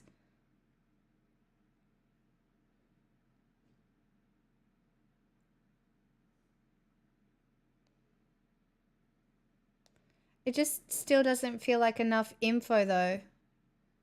Do you know what I mean? Yeah, but it breaks. Oh, you mean like one of the problems with glass is that it breaks?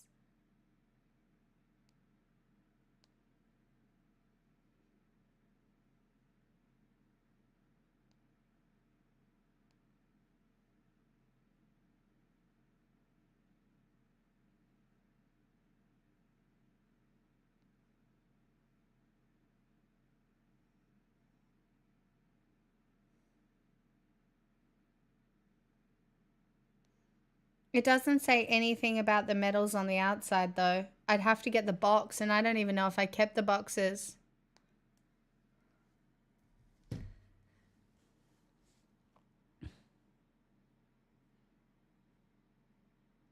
What is with Friday afternoons? It's because, Tiny, I'm on too early and then I just get trolled occasionally by children who are up too late.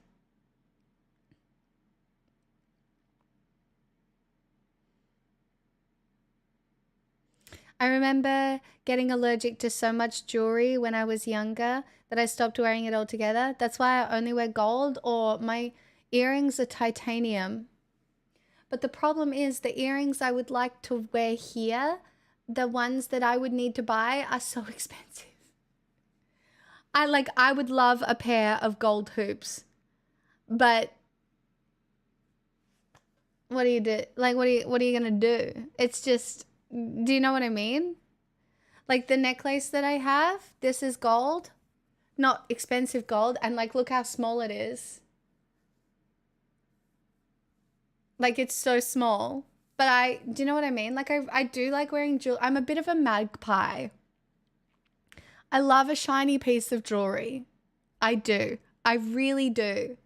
But it's like, yeah.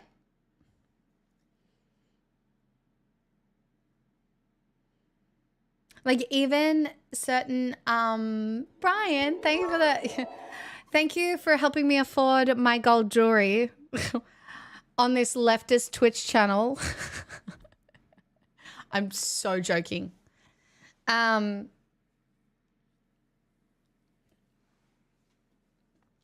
Yeah, cheap fashion jewelry is kind of fucked for me. I love people. Hey, Mop! Realize very quickly how wonderful I am. Hold on, I cannot read. There's something. I can't even read it upside down. What happens here on Friday? Right now I am actually just complaining about being allergic to nickel. Did you know that there are nickel in stainless steel? And this is the drink bottle that my sister gave me for Christmas, and there is nickel in the stainless steel on the inside, and it can leach into the water, and it's probably the reason I was getting a sore throat from the last one, which I did know. But anyway, yeah. So yeah. And then I was complaining about how I have to wear titanium or gold, which is expensive because even some sterling silver has nickel in it. Did you know that? Yeah. So anyway, I have a gold ring that I wear that my grandma gave me money for, and then I added money and bought it. She died last year. Anyway, it's a good ring. Doesn't give me eczema. And I have titanium in my ears. But I was talking about how I put like a little pair of gold hoops in because they went with my outfit, and I literally got a patch of eczema, which is going away because I stopped wearing them. But anyway, I'm basically just complaining about being human. What do you do on Fridays? I can't believe I'm on early enough for you to raid. What do you do on Fridays? And some gold jewelry is actually silver and just gold plated. I know. Trust me, it's crazy. Hello, Bunhead. Anybody else who has wandered on in? Thank you for the raid. Chat if you don't follow Mop Garden. I feel like we have crossover appeal. She's probably cooler than me and probably better at video games and probably makes better content. But we stream at different times, so you should all go follow her, and then you can come here after. I will probably watch trash TV and order Uber Eats, to be honest. Oh, Severance. The new Severance comes out today. So enjoy. Or if you like anime and you haven't watched Frieren, I'm currently on a crusade to make everybody watch Frieren. It's the best anime ever from my giant sampling of anime, which I only, to be fair, I haven't watched that much anime. It's late onset for me, but you have to watch Frieren because it's literally the best thing ever. Anyway, I'm on a crusade. I'm on a crusade. Go watch Frieren.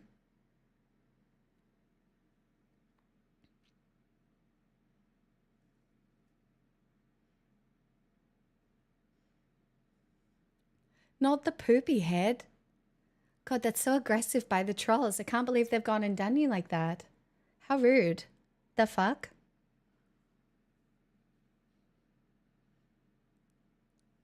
My friend just literally finished telling me to watch Freerun.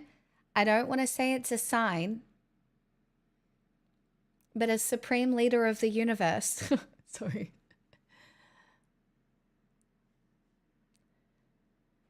By the power vested in me by the internet, you have to. So, will you watch any more? I did also watch Violet Evergarden, which I did really enjoy, but I did have to dissociate from the age gap. I'm now watching The Apothecary Diaries, but I haven't gotten very far through yet because I'm going to watch Severance, and then tomorrow I have to catch up on Outlander because it's the last episode. And then there's this other show I want to watch, and I can't remember. Oh, I want to download The Rookie.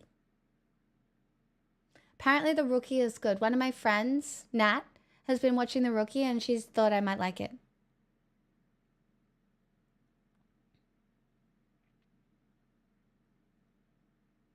Ghost Pants, I would never encourage that, as I also keep my mods in a, well, semi-basement.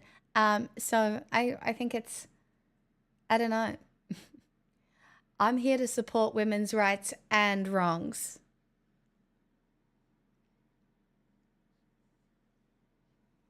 So, unlucky.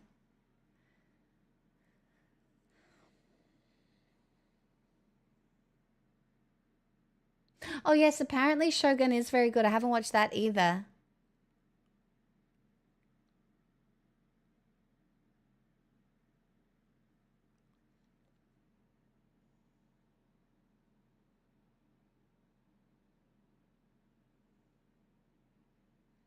Look, I don't mind the occasional propaganda, like ACAB, right? For me personally. But did I watch all of Brooklyn Nine-Nine and enjoy it? Sure did. I love a funny cop. Would I do. Would I date one? No. Absolutely fucking not. That is, nope.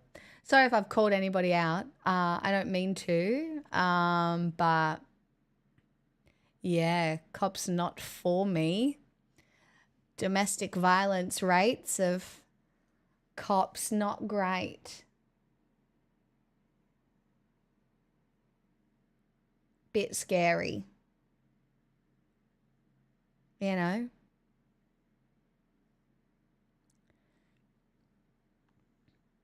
Nickel allergy is actually caused by the contact of nickel with the skin. There's some reaction with acids there, so should be fine drinking it out of a stainless steel cup unless you somehow put your skin in the mug. But do we not have skin on the inside? What is the flesh on the inside? This is skin. What's on the inside? I think Aussie cops are better than American cops, but they're still not great. Terror one. Thank you for the follows, by the way.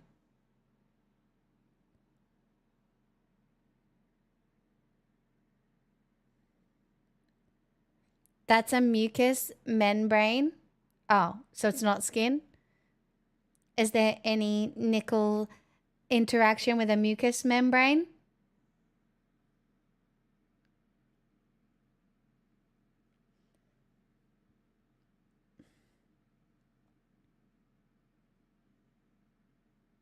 Yes, including. I know where you're going with that.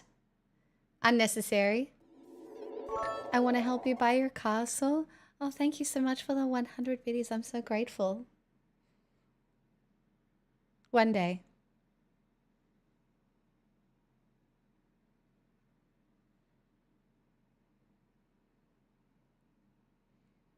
I don't really, like, who came up with the name mucous membrane? I get it's science. I just don't know how I feel about it. I don't like it. Why'd they have to do that? Why did they have to go and do that? Because it's wet? Don't tell me my mouth is wet. Ah.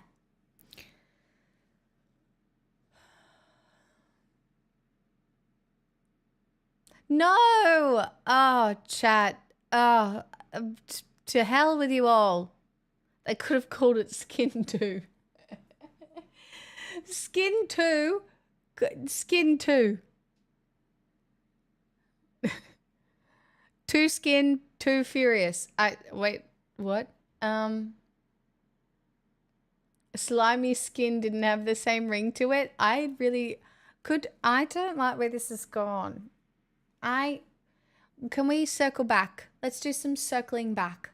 Let's cosplay capitalism. Let's pretend we're in a board meeting right now. We're going to circle back. You can take a minute to think about that in your head, but then we're going to circle back to one of the previous topics where we weren't talking about slimy skin. Okay? All right? I'd like everybody to circle back, take a moment, iterate on the KPIs, and then come up with something better. All right? More profitable. Okay? I want the line to go up, bitches. I mean, valued employees. Okay? We'll shelve this one for now. We'll shelve it, and we'll circle back. Sorry. Sorry. That was fun. What a fun little role play.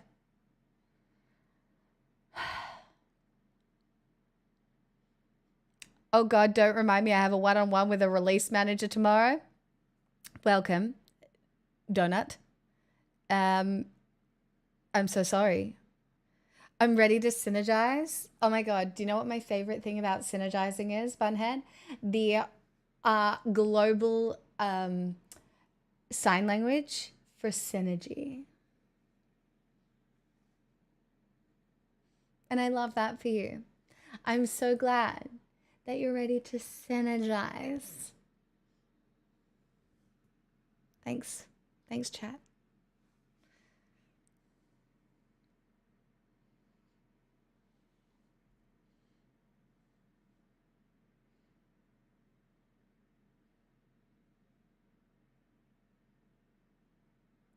Penny, you don't have nickel in Sweden? Tasty, please confirm or deny that this is the truth.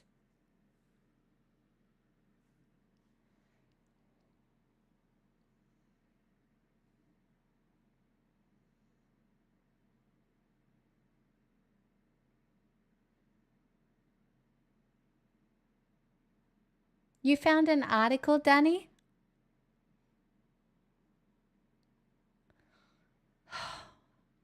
Why is life so complicated? It's just so incredibly difficult to deal with. Like, honestly, how am I supposed to get up and do every day when it's just so complicated? You know what I mean? It's just so unfair. I have no idea, but we have this thing called standards that need to be applied when people sell stuff. We love standards. We love a sexy standard. Do you know what I love? So at the moment on TikTok, rest in peace, if it does die, at the moment, there's this whole thing going around about Ugg boots and how the American company stole the trademark and is now suing the original Australian Ugg boot brand.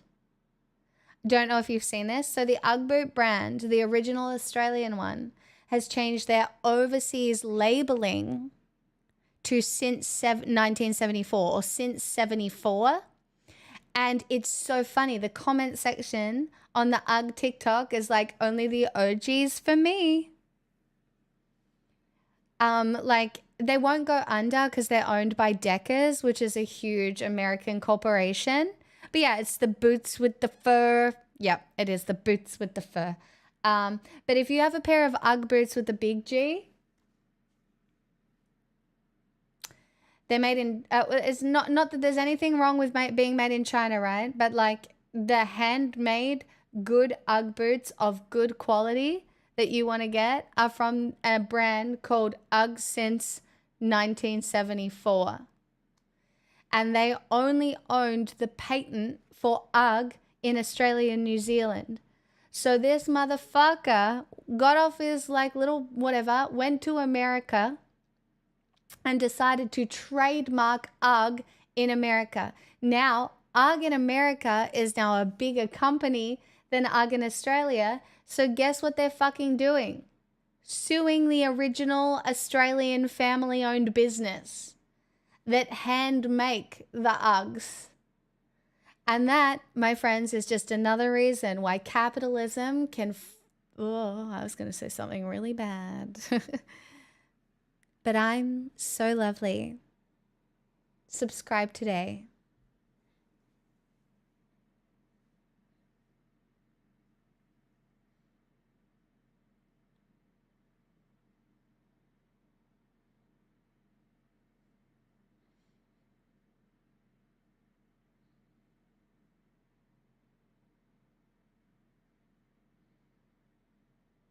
Hi, Radol. I don't know. Capitalism just screws everything. It ruins everything because the only thing capitalism cares about is profit, not innovation, not sustainability, not employee workers' health. None of that. Oh, that's generous of you, Captain Famis. Farmers gifted 6 months of Tier 1 to Mop Garden. They've gifted 1,285 months in the channel. Thank you for gifting 6 months to Mop Garden. I'm very grateful.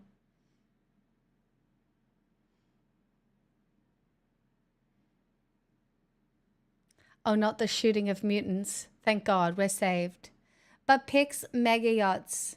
I just want a castle. It's going to be my very happy little castle where everybody contributes to castle life.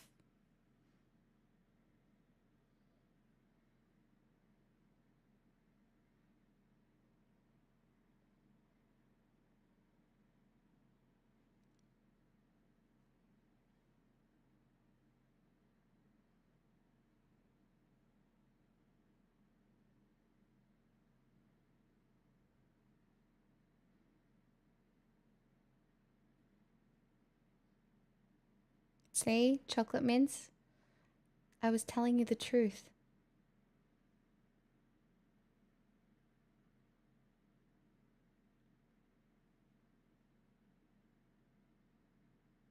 It even screwed over the nice royal families. Yeah, the nice royal families.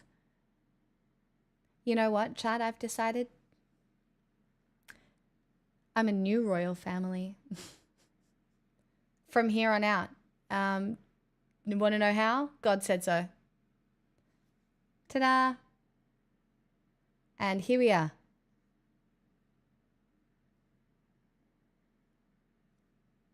That's how easy that was.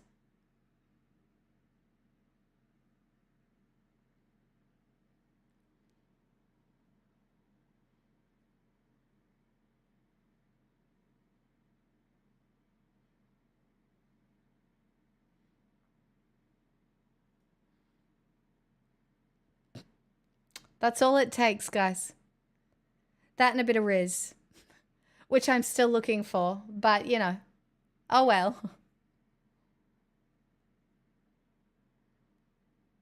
And we'll never be royals until God says so. And God just said so.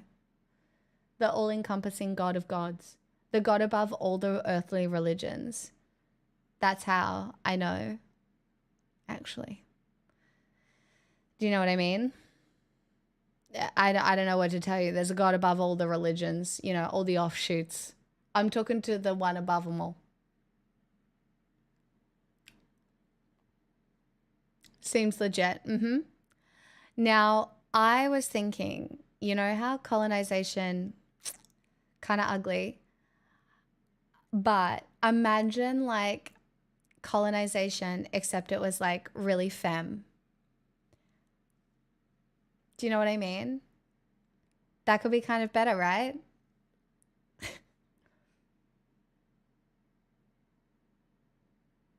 Have I taken this too far?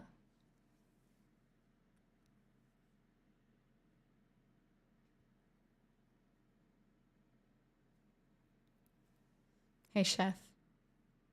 Girly pop colonizers, stop it. Stop. Your hair looks great. It recovered well from that one haircut you hated. Thank you. I haven't had it done in months. I'm saving money.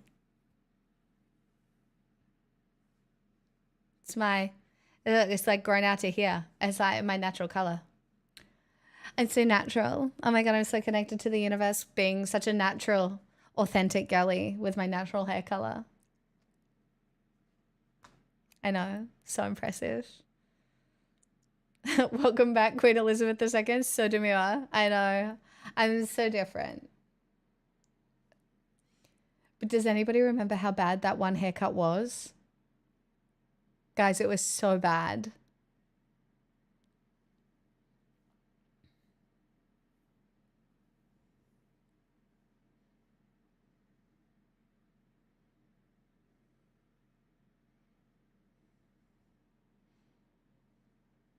I liked it. No, the one with my fringe, that was so bad.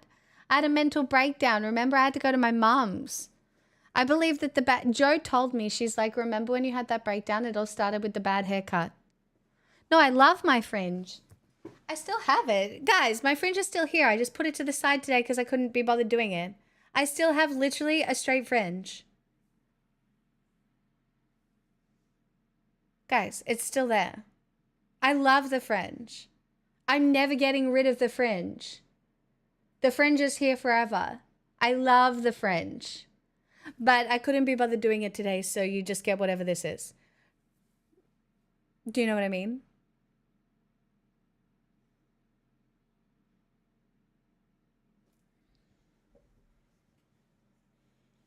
That was dark magic. Where was it hiding? I feel like at this point, I should tell you that I have an affinity for rocks. I really like rocks, right? So, this is my rock slab of amethyst. And I know you're like, wow, girl, that's a big rock. But you don't understand why it's so important for me to have this rock. If I could afford a bigger rock, I would afford a bigger rock. I also have lots of smaller rocks.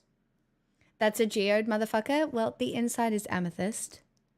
Shut up. Okay. And it's sharp and spiky and could be used as a weapon. Okay? Anyway, the point being, the reason my hair looks so good is because I'm a witch.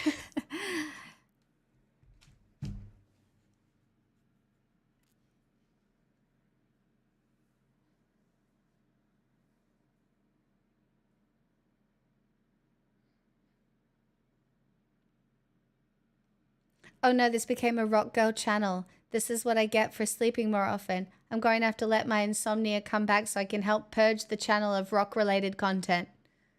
You will never succeed. I look at rocks and I feel joy. Honestly, I frame most of my life around my ability to enjoy rocks of all different kinds. Old rocks especially. Do you know what I mean? I love an old rock. I love going to look at an old rock.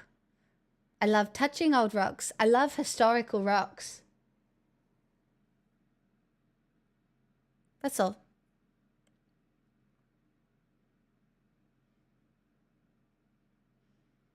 I don't think it has anything. I mean, it is a little bit as to why I'm a magpie. A little bit. But do you ever, like, you know how sometimes you look at space, right? You look up at space and it is so unfathomably large, right? It's why my tattoos are like florals and space elements, right? But at the same time, you ever look at a rock and you go like, how did that happen? And then you know the science of how it happened. Lots of pressure, a few little different elements and stuff. And you're like, that's fucking stardust. But then on the planet like squashed everything into this one rock. And then all the rocks are different, but they're like so beautiful. And like the earth and the universe made these tiny little fucking shiny rocks. And you think that that's not fucking cool? You're stupid. I love rocks. Sorry.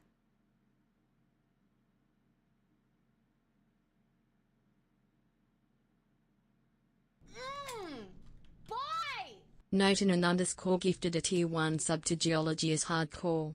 They have given 41 gift subs in the channel. Thank you so much. I'm so grateful. Thank you for the gifted sub to the rocks. But I need to remind you that nobody is allowed to gift subs over the amount of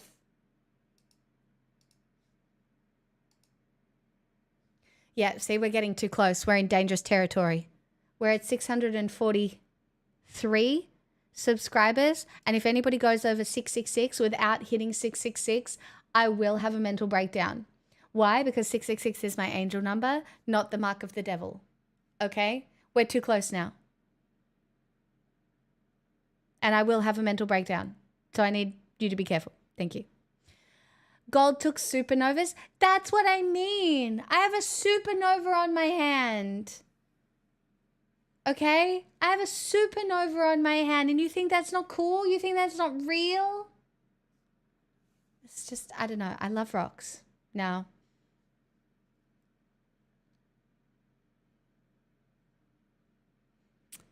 yes, it might not hold up, Skadoodler.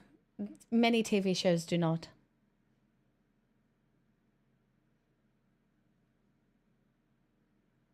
I don't know. I don't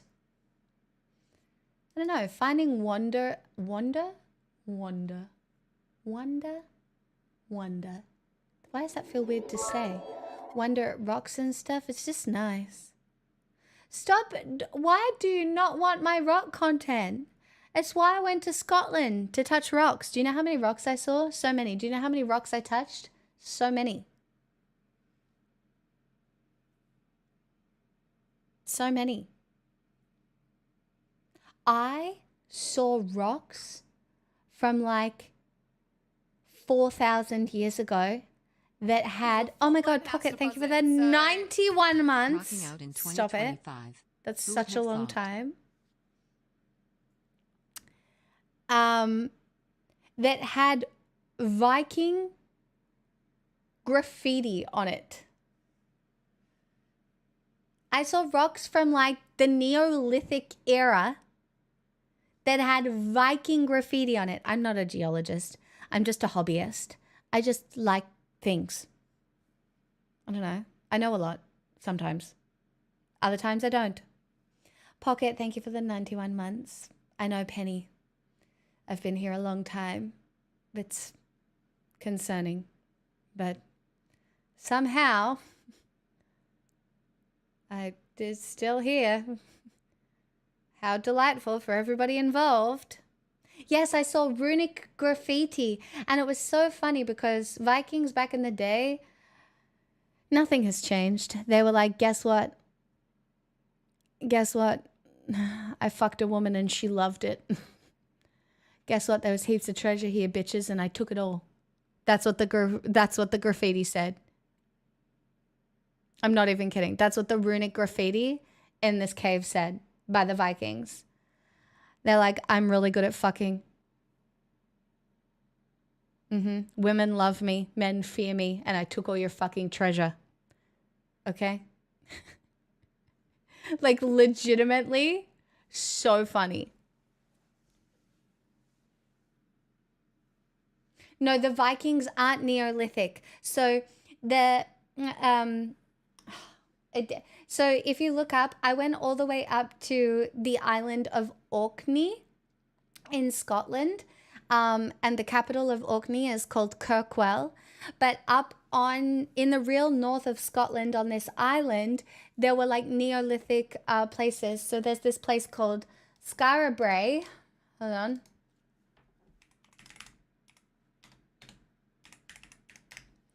Skara, which is the Neolithic prehistoric village that they found. I will show you.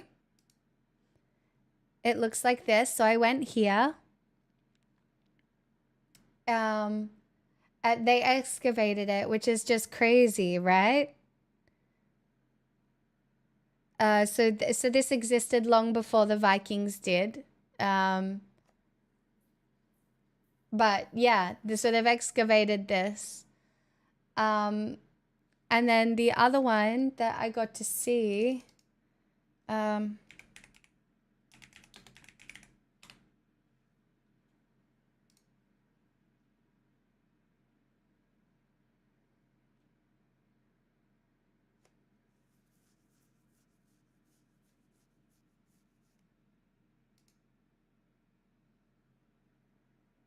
this one.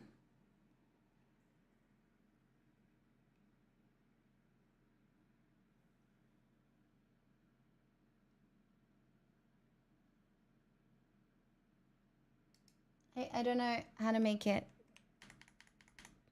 So in here, this is what it looks like.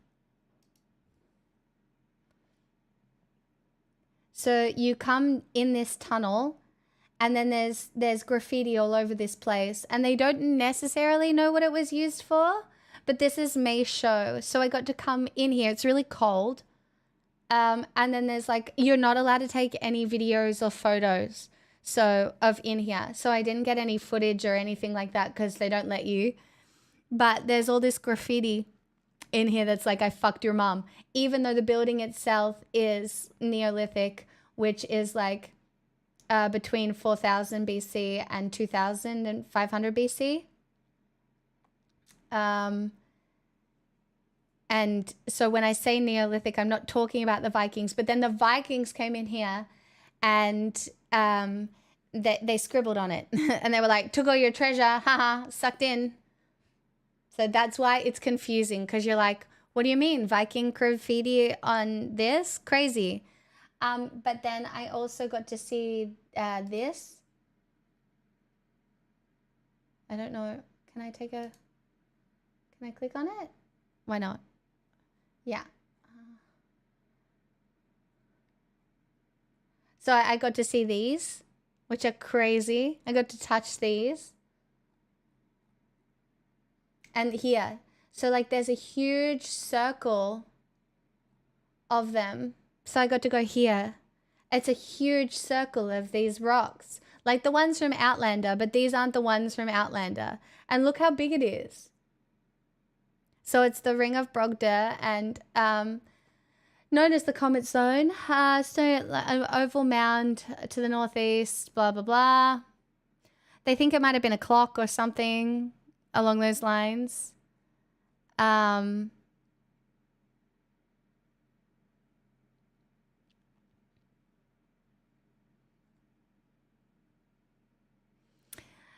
This theory is far from universally accepted, but to Professor Alexander Thom, the stone was a backsite for a notch on mid-hill to the southeast that marked the rising point of the moon at the minor lunar standstill. So, like, you know, a lot of people look at this and they're like, what does it mean? But I got to walk around the circle and yeah.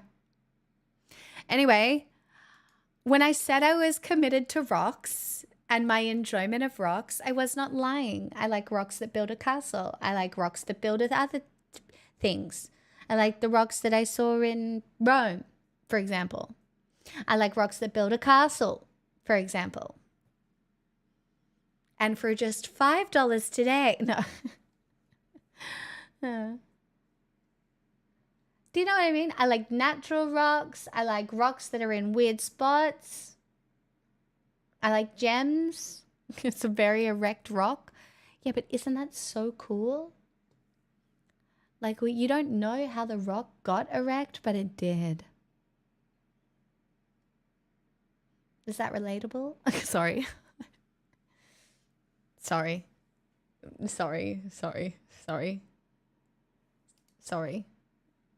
Anyway. But yeah, how cool. Very fun. Delightful. Is that enough ranting about rocks for today? Suppose so. I love how this all started with me being allergic potentially to my drink bottle. And now here we are. Did we have a bit of a bad tangent towards slimy skin? We did, but I brought it back. No, I want more rocks. Well, you'll have to stick around. I talk about rocks a lot, and I do have a lot of rocks.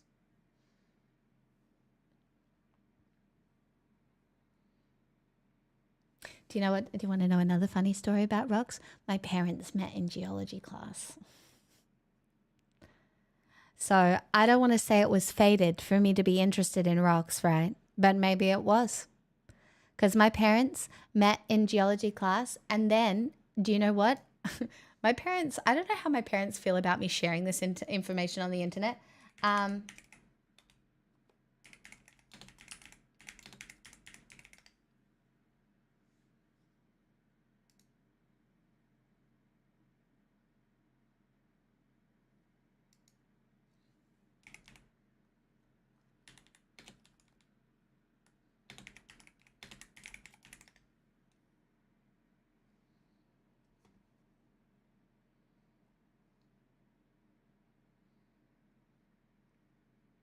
I don't know where it is. I'm trying to find a picture of it. Anyway, there's a fertility statue in Egypt that you're supposed to walk around 7 times. And my parents tried to get pregnant for a really long time and it didn't work. But then they went to Egypt and they walked around a fertility statue 7 times. And my mother came back from Egypt pregnant with me.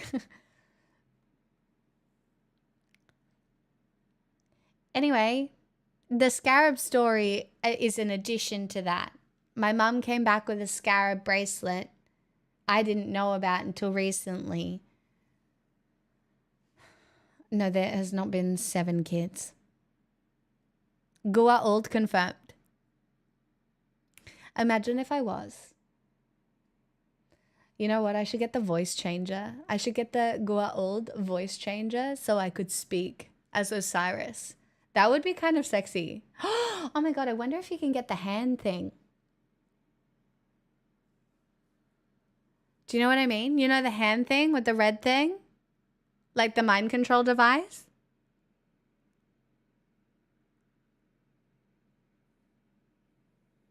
Maybe I should get that too.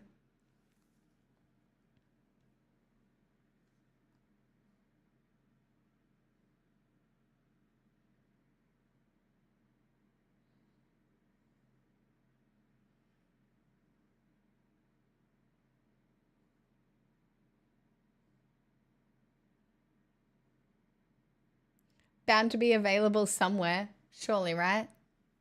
That goes with the cult thing. Look, it's just playing. All right? Life is a little bit boring if you don't play. Do you know what I mean? What do you want to do? You have to balance out play with knowledge and hope for the best. You know, I don't want to give these people too much credit because I fundamentally hate them. But you know how like every man on a dating app is like just looking for someone who doesn't take life too seriously? They're onto something, but it's fucking cringe.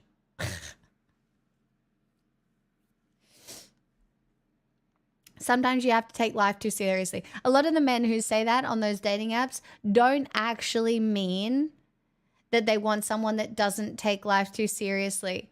That it means that they don't want somebody to bring up anything important because it makes them uncomfortable.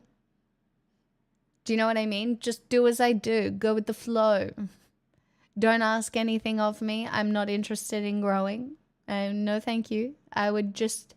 Do you know what I mean? I need you to be chill and accept me as I am. Okay?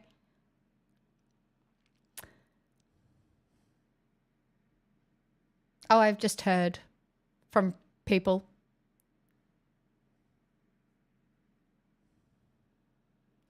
No nagging. Yeah, no nagging.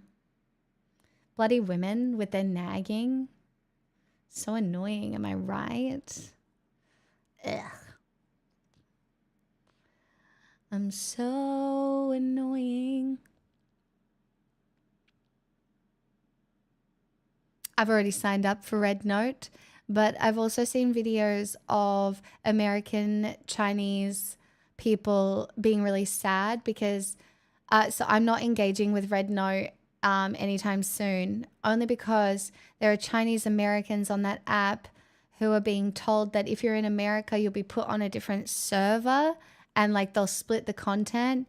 And one of the Chinese Americans I was listening to was like, I use this app to stay connected to Chinese culture and stuff. And the influx of Americans coming in has kind of ruined it because, this was a really good place for that.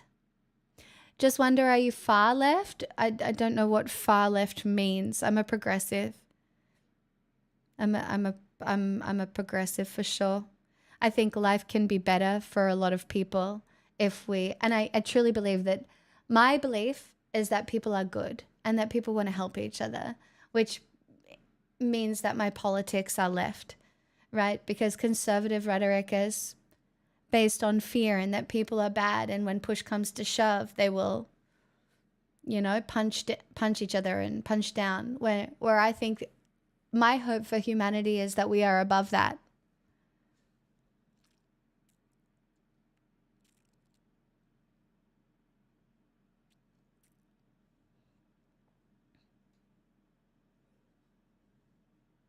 Not dirty bird.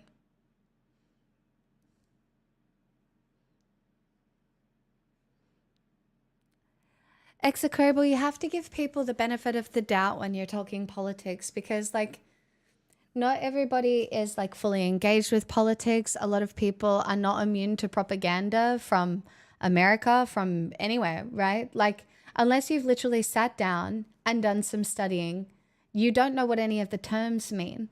It's like when people think neoliberal is the same as classical liberal, which is the same as the liberals in Australia, which is the same as the word meaning of liberal in America, which means far left, apparently. Do you know what I mean? Like, unless you've sat down and thought about the differences between these things or even know what they are, you don't know. So you have to give people the benefit of the doubt when it comes to this shit. Like, and I know, like, sometimes when you're talking politics on the internet, it's so easy to get fed up just because it's such a grinding process when, you know, there are a lot of people who have conversations in bad faith. Trust me, I've had a bunch of them, but I don't know. I don't think like one group is better than another. I think fascism is not sexy, and I don't think we should give all that much power to billionaires. I don't think that's sexy. I don't think that's cool. And if that makes me far left, here we are. Yeah.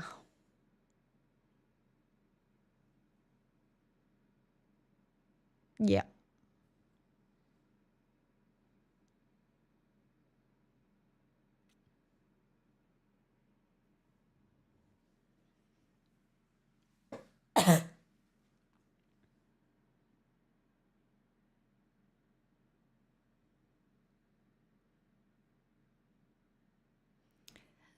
Left no good. Why?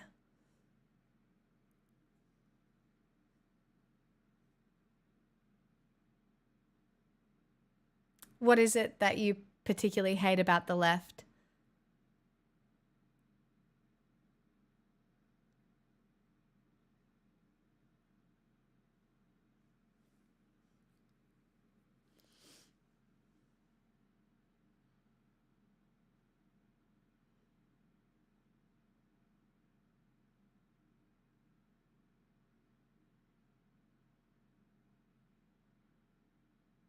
Kale.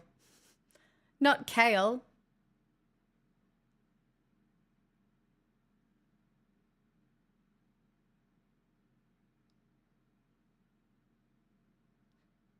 I just don't know how anybody can listen to what I just said and be like, actually, no, I like Hitler. Do you know what I mean? I really just don't know how anybody can listen to what I just said and be like, actually, fascism is kind of cool. I think we should just oppress a whole bunch of minorities. Do you know what I mean? Like I truly just I would love to hear you explain it because I just don't know how you can.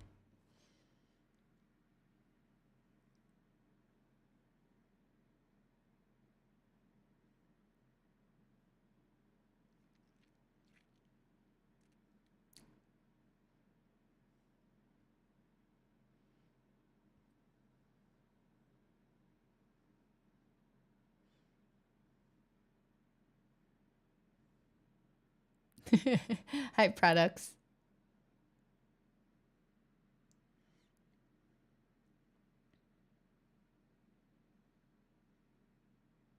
Too many bad things has happened in history caused by left politics. You have a misunderstanding of left politics. You think left politics is like the socialism of what? The Soviet Union? And you think that you what do you think you think that what socialism in Cuba is like the bad things that have been happening? This just such a misunderstanding of what left politics are. I don't know what to tell you. You're just uneducated about it, but that's okay. It's fine. It happens. But conservative politics, how do people think, what do you want to do? Be conservative? Go back to what? Having slaves? Subjugating women? Like morally and ethically, do you sit there and go, you know what? I miss the good old days.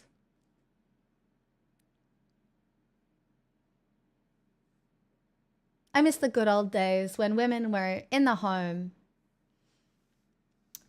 and were rightfully oppressed.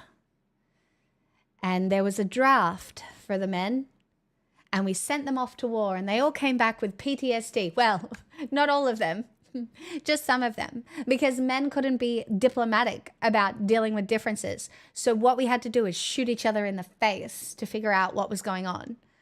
Like if we go back historically, there was also some stabbing in the face, you know, as well. Ah, the good old days, you know? And like we haven't, it's still happening now, globally. Do you think that the politics in, say, Afghanistan, where they've like removed a whole bunch of rights from women, you think those are left politics? No. Those are conservative politics surrounding religion, mate. And if you look at that and you go, oh, if only. I don't know what to tell you.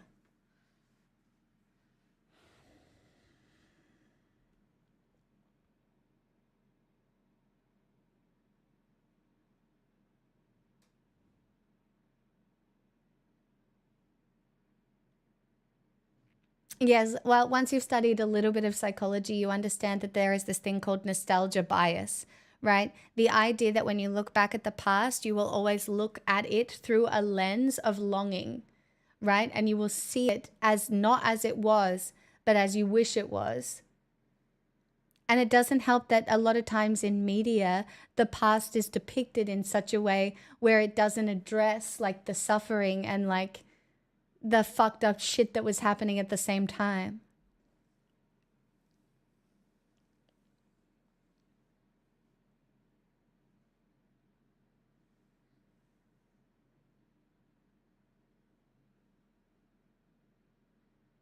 I, as a leftist, turned off my aircon today. Thank you for noticing me.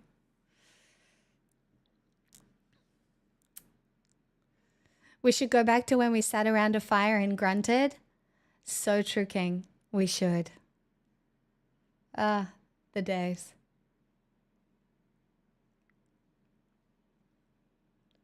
Products in Australia, mostly we have apolitical people. Politics in Australia is basically non-existent. And if it is, it's very centrist. People's existence in politics in Australia is like, I'm watching the news and I don't think the red team has done real well, so I'm going to vote for the blue guy. Even though the Liberals have been pretty shocking. Hey, famous. Captain Thank you Farm has very much gifted a for the tier 1 gifted sub to sub. Prodox Game Morale. They have given 1,286 gift subs in the channel.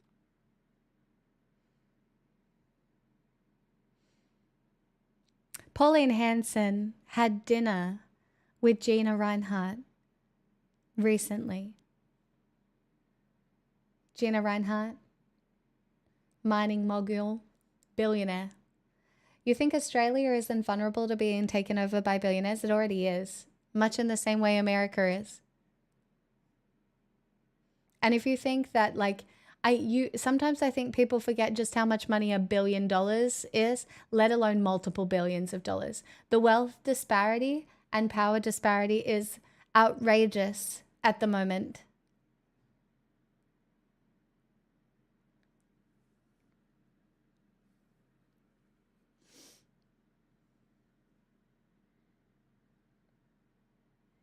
Do you think interest in politics would be even worse without compulsory voting? I don't think anybody who compulsory votes is actually interested in politics. I think a lot of people just walk in and they're like, oh, I like that person's name. Oh, that guy's white, like that. Most countries in the Middle East are extremist, not conservative, but they are the extreme of what ideology? Dels, where are you from? America? What do you think theocratic... You don't know. You probably don't know. What do you think a theocratic Christian regime is? What do you think the American Supreme Court looks like right now? What do you think not allowing women access to abortion health care is?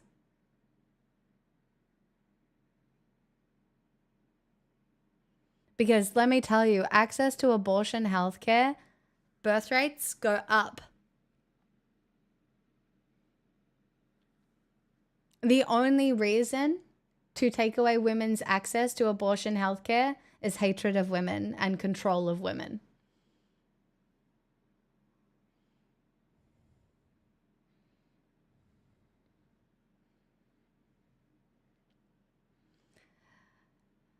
Northside, why do you come back here? Why are you excited for Dutton to be our PM? Because he's so sexy? Bold representation?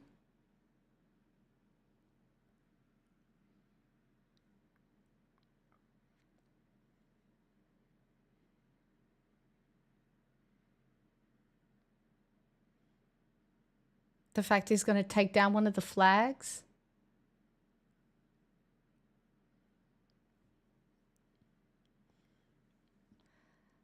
Ah, tasty, that sentence. Oh, okay, cool, thank God. Oh, Jesus, you need to clarify sarcasm. Jesus. I was very concerned.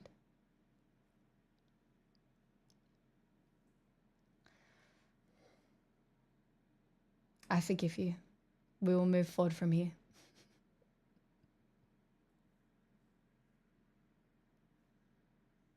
You know what, chat? It's 5:30 in 2 minutes. You know what that means? You know what that means? What does it mean, chat? Tea time? No. Drugs? No. Dinner? No. It says 5:28 on my PC. Is it 5:32? Time to drink. Yes, I'm making myself a martini. I'm making myself a martini.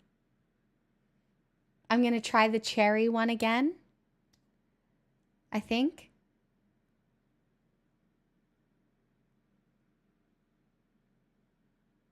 Outlander doesn't... Does Outlander come out today? I think it does. Yeah, I don't know. Outlander is good but very heavy. There are a lot of rape scenes that you need to skip. But it's romantic, it's supernatural, it's interesting. I am going to go make my drink. I was just telling you because, you know, I am going to do that. But I need you all to entertain yourselves. Do you know what I mean? Oh, good. Okay. Well, I'm glad that I can watch The Rookie.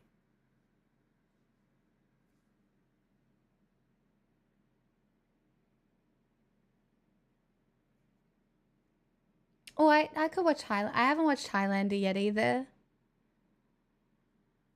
Anyway, entertain yourselves, talk amongst yourselves, or, you know, I don't know, sit here twiddling your thumbs. Do something else. I'll be back in 2 minutes after I have shaken the alcohol.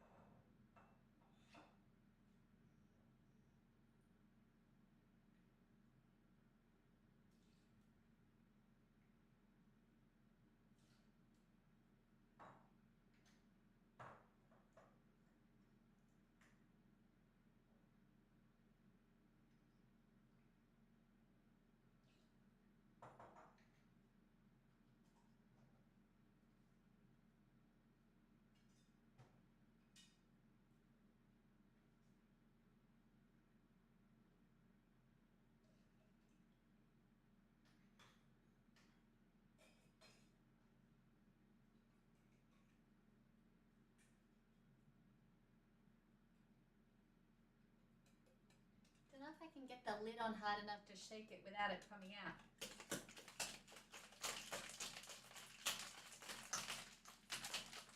I don't know how to do it for me.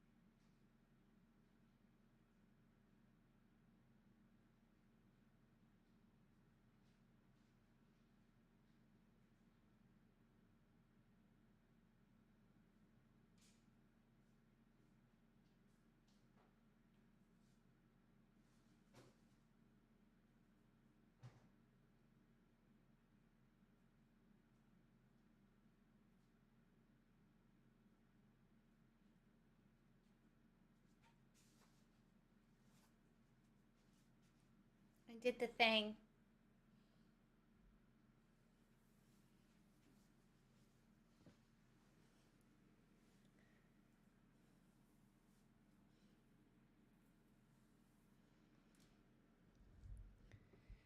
I don't know if we have representation in, well, I don't know if I have specific representation in Parliament that with someone who aligns with my views, but you know, I look, politics is not necessarily about governmental politics.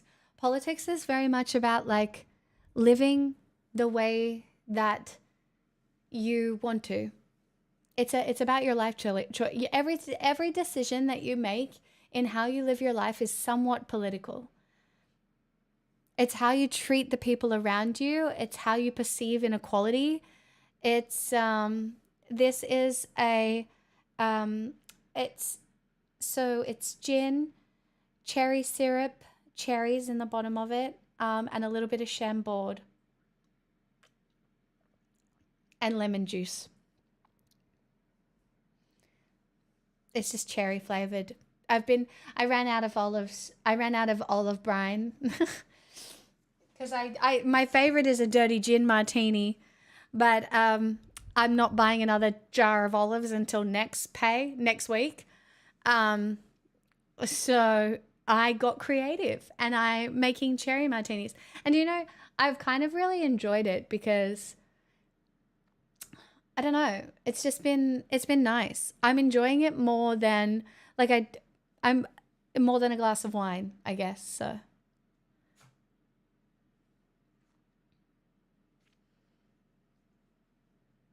politics is about changing the minds of other people so they align more with the values you think are important.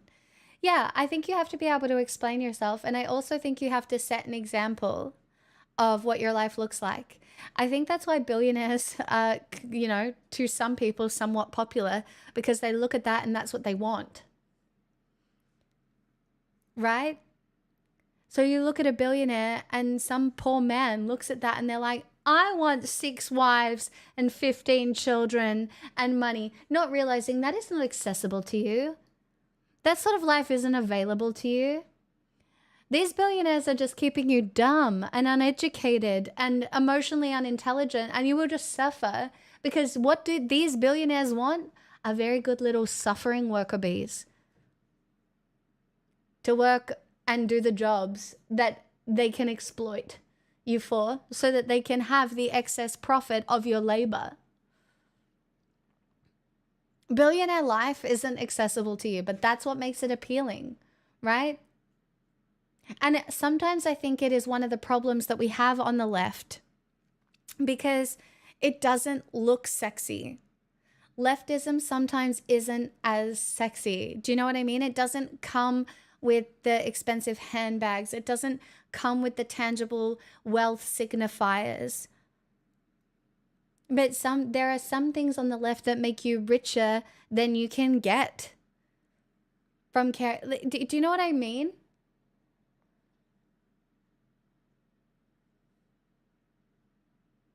I don't know if that makes sense. I probably didn't speak that eloquently enough, but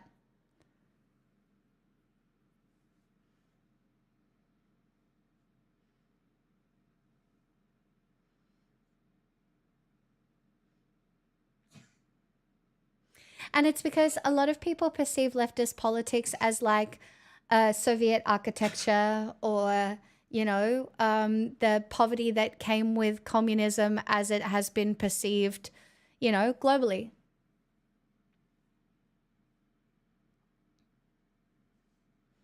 Luigi has mixed politics. This is what I mean. It's very hard to box people into political beliefs. You can only explain them. Lots of, basically every normie on the planet is a Joe Rogan bro. It's the biggest podcast, right? Anybody who doesn't have time to do anything except listen to a podcast sometimes listens to Joe Rogan.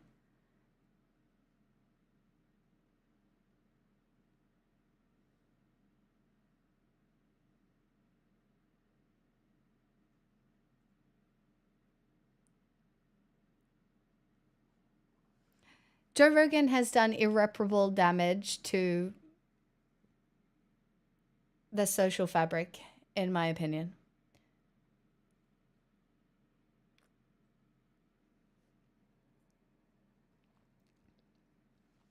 I don't know, Morks, I really appreciate that. And I think it's really funny as well because I kind of believe you. Like, I don't make any sexual content. Well, other than the memes, right? But I don't make sexual content. So I like to believe that people in here are like broy a little bit. But I also don't know if that is the exact reality. But to anybody who is willing to listen to a woman talk about politics, I respect you a lot and I appreciate it a lot. And I hope you talk about it a lot to other people. That's what I hope. Because it's, it's pretty uncommon.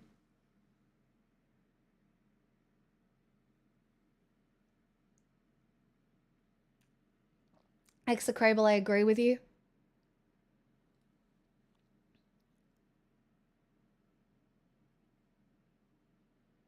Divorce, I mean, anybody will tell you divorces are one of the most brutal things you can go through in your life, especially if you have children.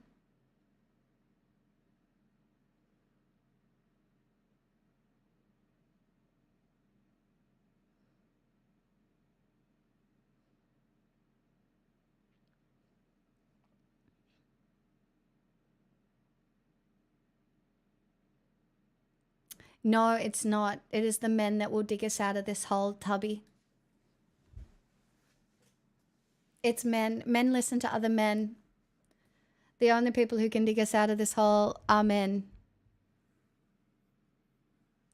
You had a very traumatic divorce, then it's no shock that you are conservative. Honestly, like men's movements and stuff like that, it's so difficult because divorce is so traumatic, and a lot of time especially when women initiate divorce, it's for lots of different reasons. But, a lot of times men are blindsided by divorce. And it is because that there is an unequal distribution of labor. And it's, it can be very difficult. Oh, no, you haven't, just saying, oh, okay, right.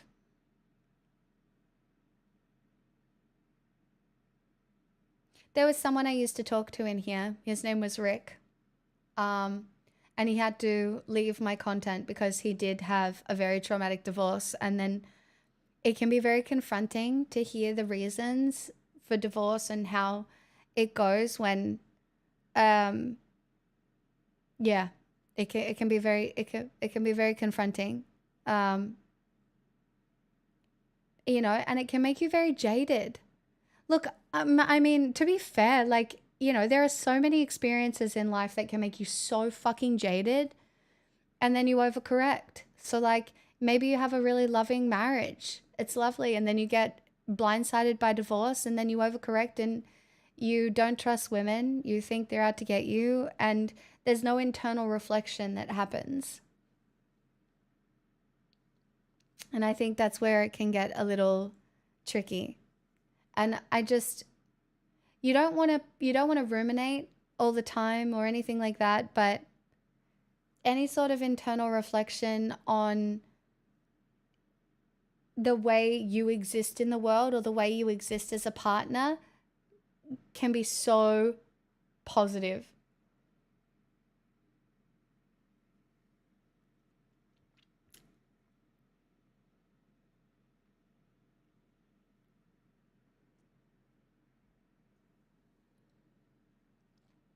Oh, yes, the ideas, but yeah, no.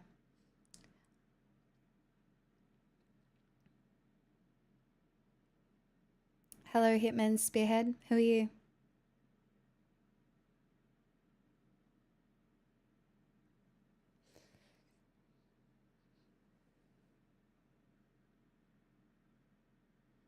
Was bragging about the 17 husbands, 5 wives, and 3 other partners not sexual content?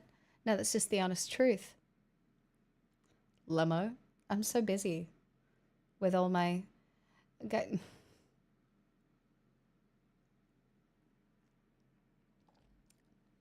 I just know, as a woman,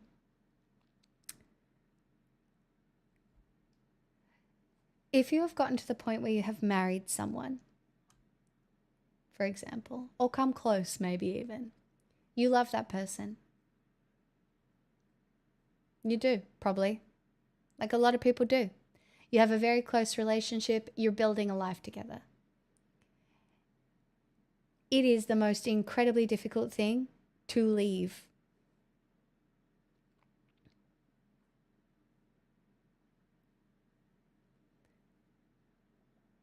And it takes time, and it builds up in your head for a long time before you ever find the strength. It's not even the sunken cost, it's the fact that you love the person.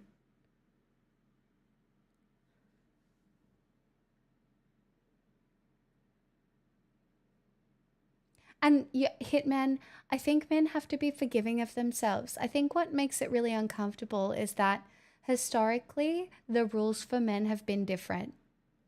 Like, as a man, you might have done some shit.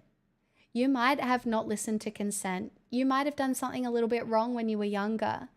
And there has to be room for you to grow from that. And I will give you room to grow from that.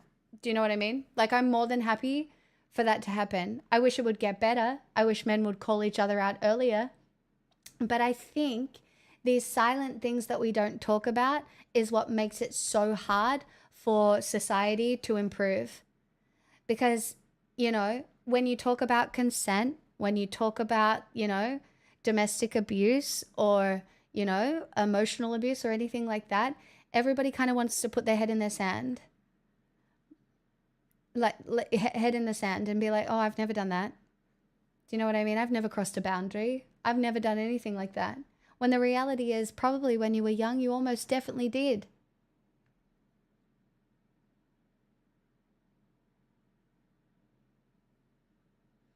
Yeah, and this, it's just hard.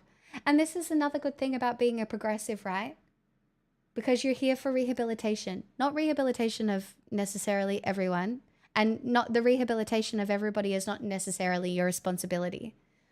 But unless you give people room to grow and room to apologize and room to do better, you don't have to do it for everyone. It's not your responsibility. But it should be a tenet of the way that you live your life. At least it is for me. There are some people I will never forgive, but I can move on.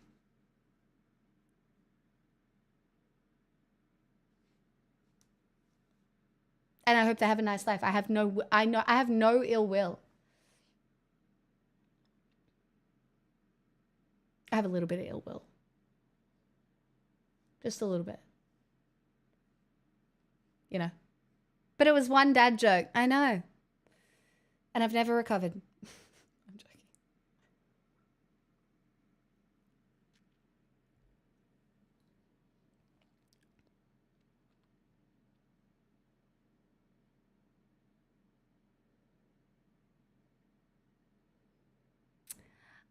Hitman, a little bit yes and a little bit no. I think in a partnership between a man and a woman, I think the masculine and the feminine energy flows back and forth, right? I think that a lot of women like to feel safe because historically your association with a man was safety. And so I do think that it is pretty natural for women to still want to feel that in whatever way they picture safety. For some people, it's physical safety. They want their man to be big and strong. For some women, it's like financial safety. They want them to be rich. But again, these things come with pitfalls, right? So like if you have a man that is significantly stronger than you, you're at risk of domestic violence. It's not safe. If you have a man that makes significantly more money than you, you're at risk of financial abuse if you say, give up your body to have a child or give up your career to raise children, right? That's a very scary thing to do. You're putting yourself at risk, right? So sometimes what I think ends up happening is the flow comes, it goes haywire because like women step up, they raise children, they do so much emotional labor. But the problem is that men have never stepped up to the same level in a few of the areas, and women get fed up and leave. And like the communication isn't there, so it all just fucking crumbles. And you know, for men, in a lot of cases, they're like, I was leading, I was bringing money in. Maybe I wasn't talking it to her so much, or maybe I wasn't spending a lot of time with the kids, or you know, I did have that one affair, and you know, we those things might get brushed aside in the man's head. But I really think building something with another person is a choice. It's an active choice, and you just keep making it over and over again. Interesting. I should have known it's always flowing. It's not stagnant. No. I mean, look at what it is to be human. Nothing is stagnant. Everything changes constantly. And then you look back and you're like, holy fuck, I'm an entirely different person. Like sometimes you feel like you're so stuck and you're so still. And then all of a sudden, 5 years later, you look back and you're like, holy fuck.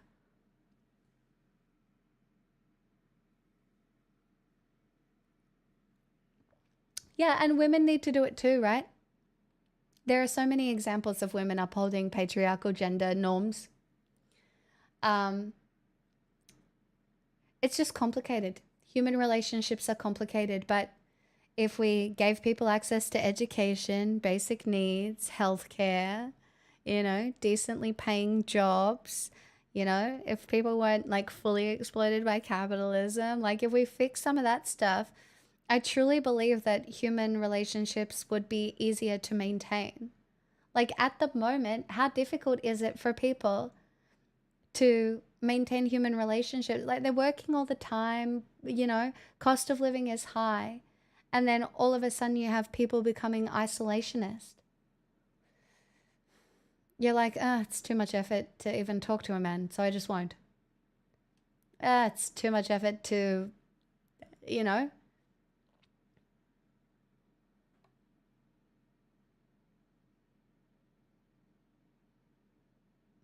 Don't you mean women who uphold patriarchal norms while singing opera near concrete? Oh my God, don't call me out like that. Did you know, Famis, I don't know if you were here for it, but we watched Abby Shapiro's YouTube goodbye video. She now only has like a Substack newsletter.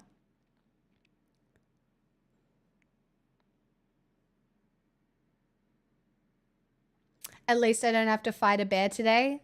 Yeah, maybe tomorrow, in Quinn.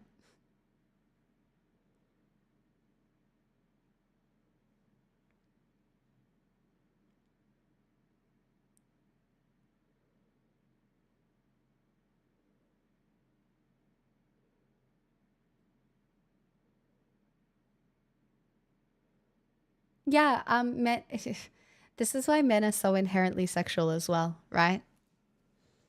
Because a lot of the times the only time men receive physical affection is sexual.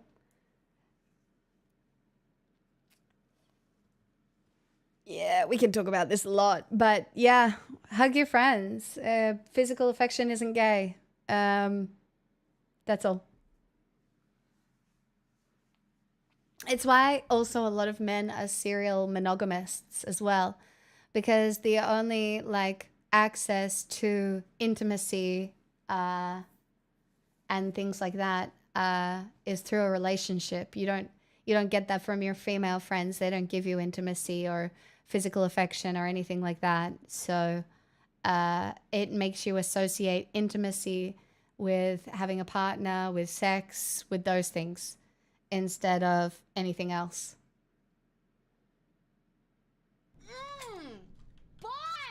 Surely with Abby quitting, all of the views will flock to you for guidance. You would think so because I'm such a good conservative woman. I even made a cocktail tonight. You would think so. I'm not going to lie. The men in the locker, thank you for fixing my donor goal from being empty for 3 hours. I'm not calling you out, chat, but I now feel like at least I've been entertaining to one person. Sorry, that's manipulative. Not really. It's just nice not to have an empty donor goal. I'm just being honest. It's really nice. Sometimes I feel like I'm making bad content. Can you just tell me I'm not making bad content and the conversation has been good? Because I sit here and I feel like today, out of all of the week, I feel like today's been the best conversation. But that is not do you know what I mean? Please don't apologize ever for not giving me money, ever. But do you know what I mean? Does that make sense?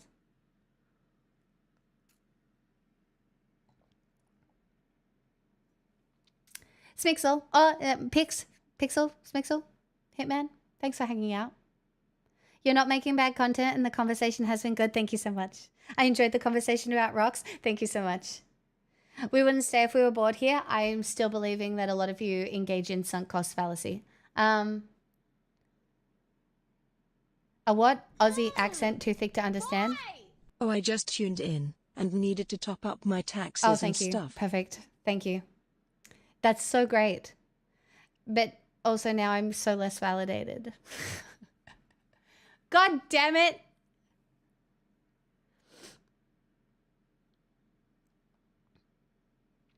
Do you think women are reluctant to give that affection to men that they love and trust? Yes, I do. I think women these days are very reluctant to trust men. Relationships are just not worth it for me anymore. Surely I have stuff I need to work on, but in all my attempts to open up to a potential partner or a partner, it is without expectations been thrown back in my face in one way or another. I think that happens to a lot of people, Bolak. I do. But it also takes like a level of unpacking your ego when, you know, like even the term thrown back in your face is very interesting because it's like you tried to do something right and you got it wrong, but you getting it wrong you took as an attack. And in order to improve in a lot of ways, you can't take people critiquing the things that you do as an attack. I was so engrossed in the conversation I forgot to donate. Okay, now I feel manipulative. Vin, thank you for the $10. I'm very grateful. And thank you for being so engrossed in the conversation. Not sure if you know what this means, but I keep having to pause my game because of your pesky content. I'm so glad. That makes me happy. I have been in a relationship for 11 years and humility is huge. Yeah. As soon as you take everything as an attack, you're never getting anywhere. Like you literally, you have to be like, oh. And you know, it's interesting as well because nobody wants to hear things that they're not doing 100% right. No one does. Married for 9 years, together for 11, divorced. I've had enough time to reflect and heal. I'm grateful to be chosen by her and she gave me, you got kids. I'm happy for you. I just struggle with things that are beyond my control. Nothing's in your control. And, you know, people talk about it this way. The tighter you try to hold sand, the more it falls from your fingers. In fact, I saw a meet cute today between this gay couple in New York City. And one of the guys was like, you know, when you have a cow and you want the cow to be happy, you give it a lot of room. Sometimes if you try to hold on to something too tightly, or if you try to control something too much, nobody wants that. People want free will. People want to feel like they have freedom and agency in their lives. Did pics go out for martini? I did. I made it for myself. I'm such a strong, independent woman. I know. Wow. Incredible. Inspiring. Wow, the left is thriving today. That's right. You can join the left too and learn how to make yourself a martini.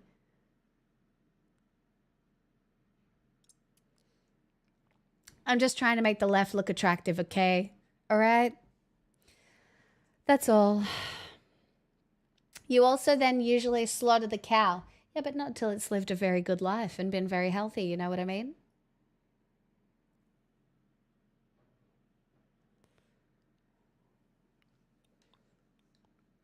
Not that I would ever murder anyone, okay? I just want to make that very clear. Any husband I have will live a long, happy life.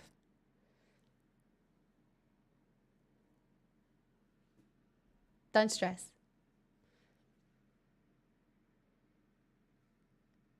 I'm not microdosing myself with cyanide right now.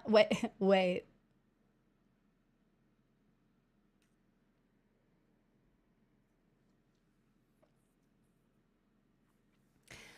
Chad, I need to be very real with you. It's not going to be cool to be a leftist in the next little while. The Chads are back in fashion. I don't know what to tell you. Men are allowed to be awful to women on the street again. Billionaires are in. Techno-fascism is in. It's not cool to be on the left. People don't like you.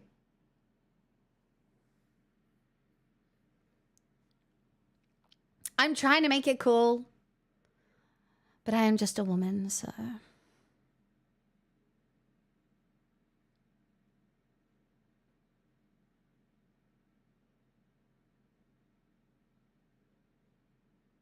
Yeah, it can be really hard, Hitman.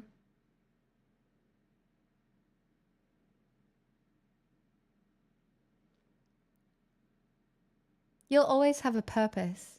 It ebbs and flows. And the things that you will have learned from this experience will make you a better partner in the future.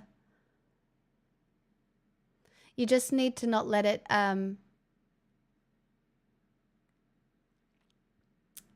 you need to not let it, see, it's so easy to say because all I have ever done is overcorrect as well. So I don't know if it's possible. But if you stop your corrections from going so far, you can find a middle ground much easier, kind of like a metronome, right? You experience trauma, you're like, I'm never going near anybody again, right? If you can experience trauma or suffering or something and you can go, oh, I'm never going near anyone again. And then maybe you have another experience and it goes like this, but ideally you find purpose in your ability to not overcorrect if you are on a healthy path. In my personal opinion.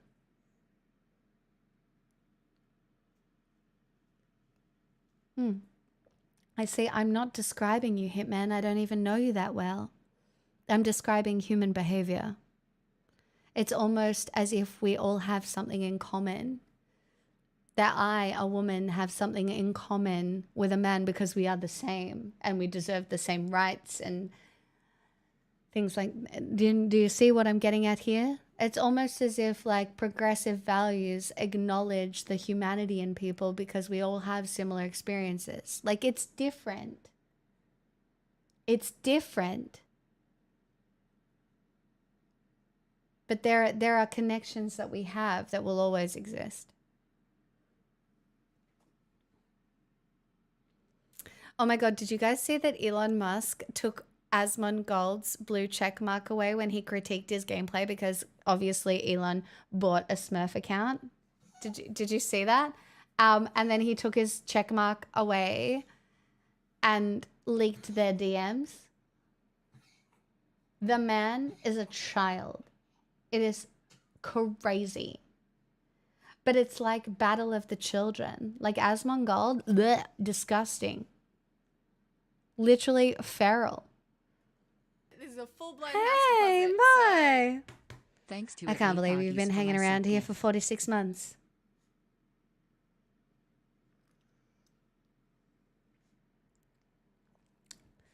I don't know, it's just so funny.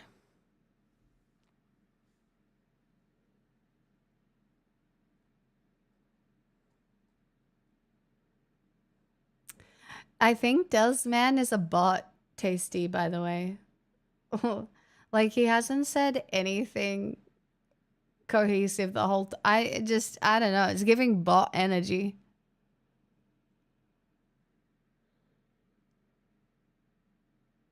Ah, for crying out loud! I think trying to never overcorrect is futile, but learning to have the awareness of yourself that lets you recover from that is what you need.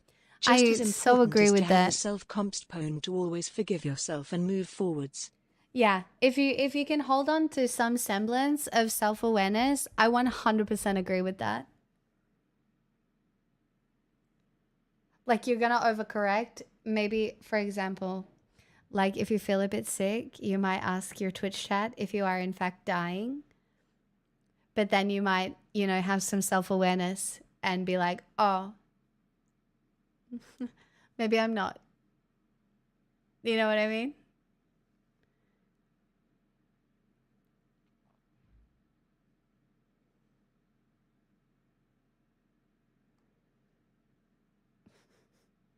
Who knows if there's any streamers like that? I certainly wouldn't know. That would be so unique and cool. God, I would definitely subscribe to a streamer who constantly thought she was dying. God, I so would. You know what I mean? Like, if I knew a streamer that was maybe Australian and occasionally got sick and then thought she was dying, I would like totally subscribe.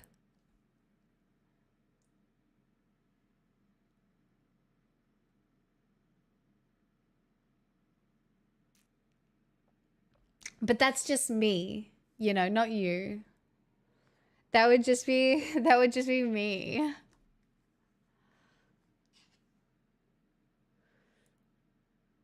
It's true. People just stick around to see if I've died yet. That's right. Subscribe today to find out if I die tomorrow. Chat. My shoulders hurt. They're tired of holding up my head. Or it could be the fact that I slept on the couch last night and made terrible decisions, but I was so tired and I just needed to sleep. And then I woke up at 3 a.m. and I was like, I'm not moving to bed, I'm too tired. And so then I didn't move to bed because I was too tired, so I just slept the night on the couch in my clothes. And now my neck really hurts and I really have just like... Okay, that's my sook.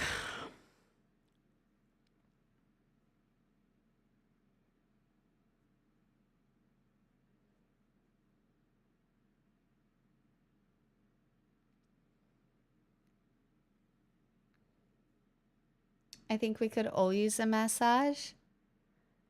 So true.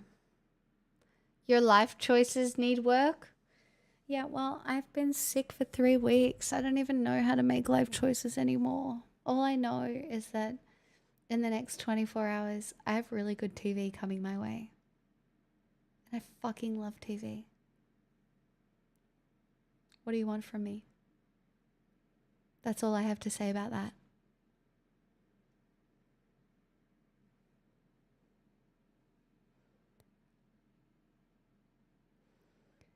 Would you be the kind of person that would be like, I'm too beautiful and young today? No, I have suffered enough. Put me in the ground. I'm joking. I feel like I've been lucky enough to have a relatively rich life experience. I have suffered, high purple scented. I had a chronic pain condition for about 5 years that has probably shaped my personality and humor more than anything else I experienced. But I have been very privileged. And I think, I've never been really super rich or anything, but like I have been very privileged, and I wouldn't be like, oh my God, I'm just so young and pretty. I don't deserve today. I'm just a girl. If I die, it's just my time. I'm not really. Hitman, I have been streaming the whole time. So long-term subscribers here were here when it was really bad. But yeah, I had arthritis in my face. I couldn't talk or eat for a time. I got Invisalign. I was on nerve blockers. And it stabilized my jaw to the point where I have scar tissue now. It was really fucked. I haven't had a pain spasm in a while. But I used to have them on stream all the time. It was fucked up. It was so fucked up. You could even kind of see them a little bit. Tasty did used to keep a calendar. Like, seriously, Tasty used to keep a calendar of when I would have pain spasms to see if there was like patterns or anything. In some ways, sounds really bad, but I was kind of grateful for the pandemic because it really lessened the FOMO that I had from not being able to live. Like, all I could really do was work and sleep. But because it was the pandemic, I was living in the country with my dad, and that's all I did. I just worked and slept for like 2 years and looked after my dog, I guess. It's funny with invisible illness and disability like that, you just don't know. It's so funny because you look at somebody and you never know their history. You don't know the tiny little things that have happened to them that have made them the way that they are. You only know if they tell you. Although sometimes you have no idea how somebody gets to who they are. I love Sonder. I love the feeling of Sonder. I love thinking about people's rich life experiences.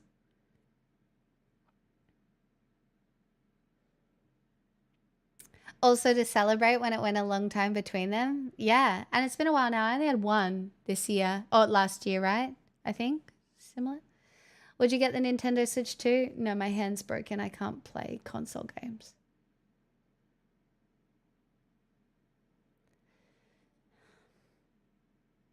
Sonder is the feeling you get when you're like sitting on a park bench, and it's that moment you realize that there are people around you that you will never know.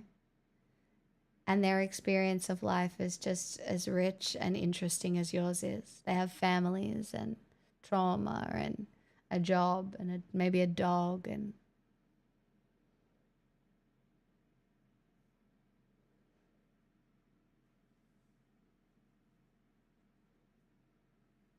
I did see that. I don't know if that would justify me buying it, but not the whisk inserted into the power drill.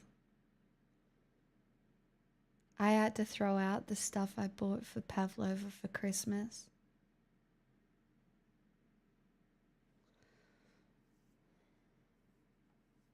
It went out of date.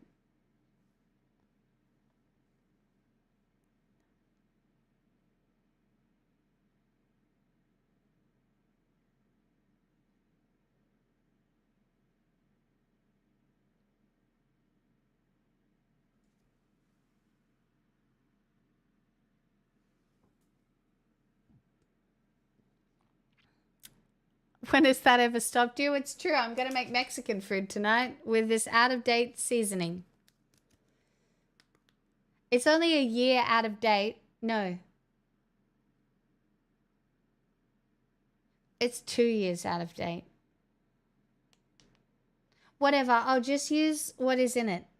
What's in it? Where's the ingredients? Sugar, salt, garlic. I have paprika, cumin, tomato, onion. I have all that. I'll just use that. Do you know what I mean? I'll just use my spices. Anyway, Outlander just came out. Oh, chat, you're living on borrowed time now, bitches.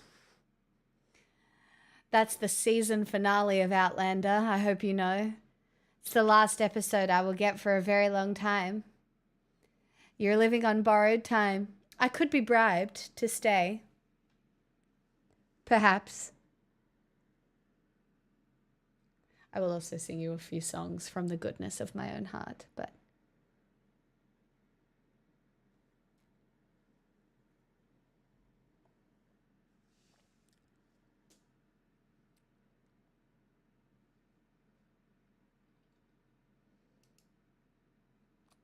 Singing, but it's not bedtime yet. I know, not the early Pavloving.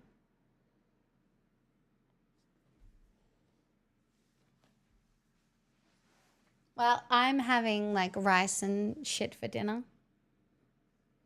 I somehow put you on pause while you were gone. I thought you were still out getting that drink. Tail told, do you really think it would have taken me that long to make a drink? That's insane behavior.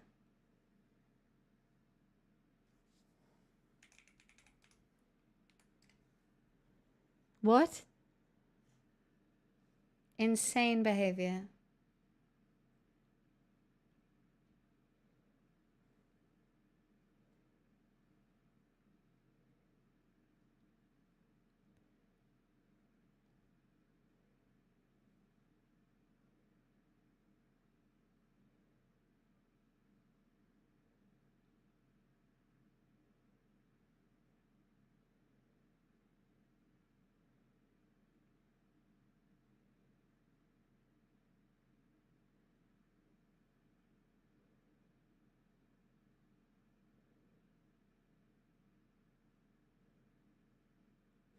Oh, there's a video I really want to watch.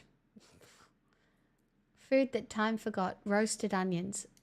Stay away from the historical food videos, bitch. We did that last night.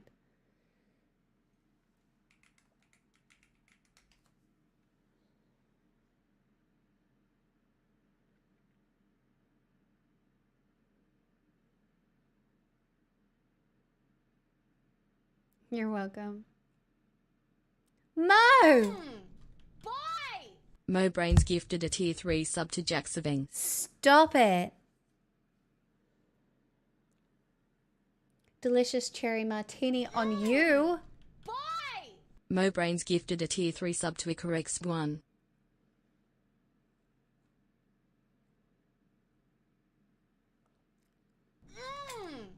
Boy!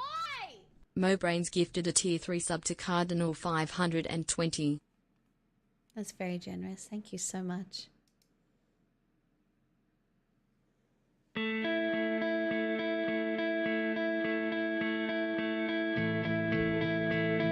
We'll do it all. Everything on our own.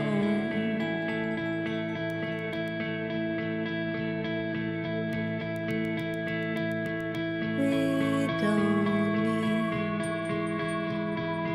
anything or anyone.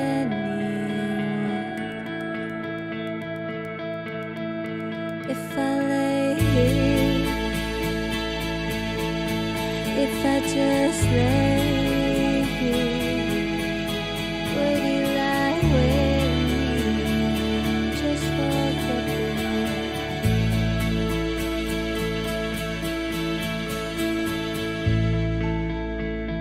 I don't quite know how to say how I feel.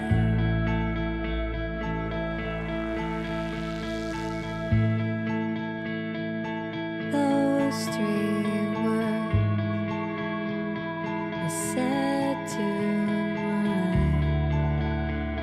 They're not enough. If I lay here, if I just lay here, would you lie with me and just forget the world? Forget what I told before we get too old. Show me a garden that's bursting into life.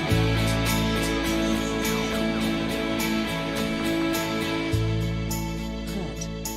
Let's waste time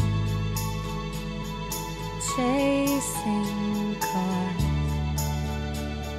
around our head.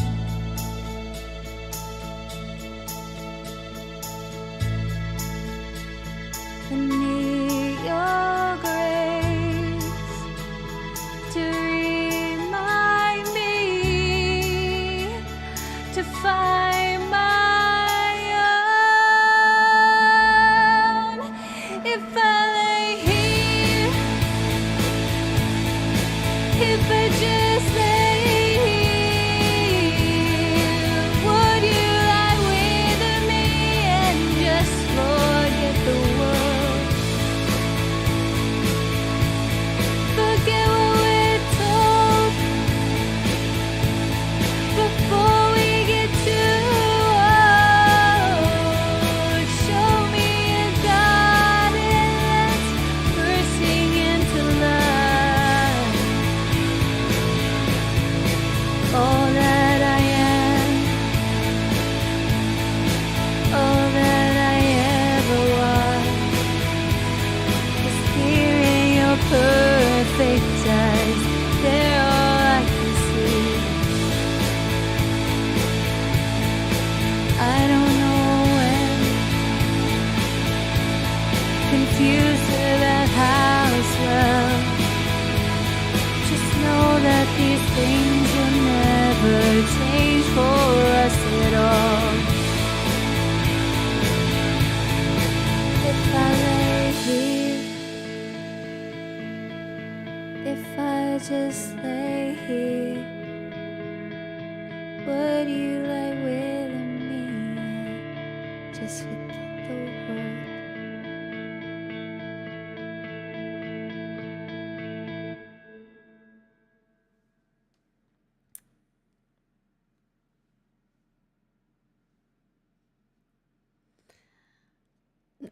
I will never be over singing Creep, Blong. Also, I'm a sucker for $10. I don't know what to tell you. Mo, thank you for the 3 gifted tier 3 subs. That is outrageously generous. And Blasphemous, I would love to sing Hurt.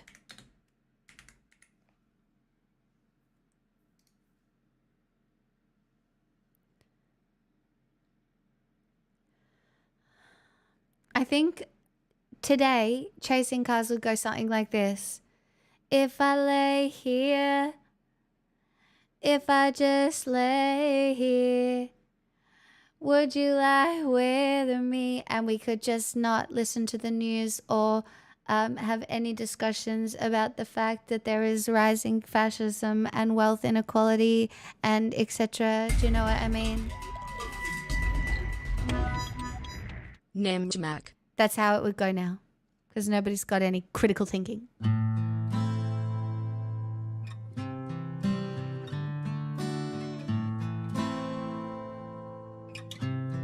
Also, thanks for complimenting my top.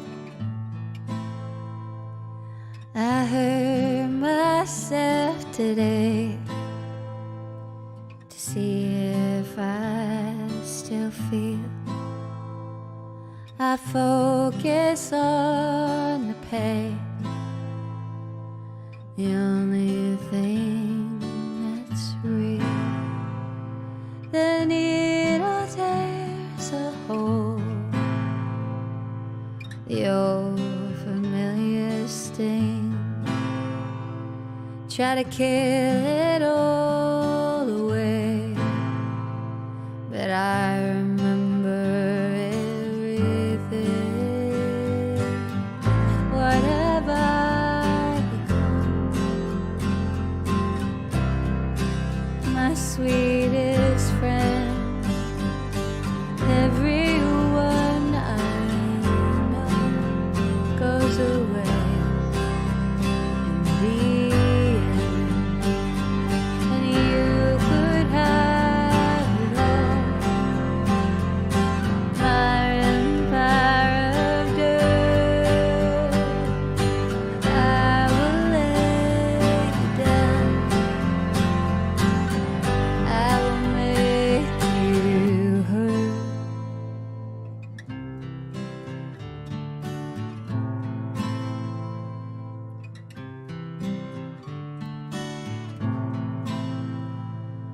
I wear this crown of thorns upon my life's chair, full of broken thoughts I cannot repair. Beneath the stains of time,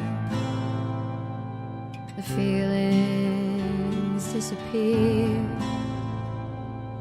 You are someone else. I am still right here. What have I become? My sweetest friend. Everyone I know goes away. And you could have it all. My empire of dirt, I will lay you down. I would make you hurt if I could start again, a million miles away.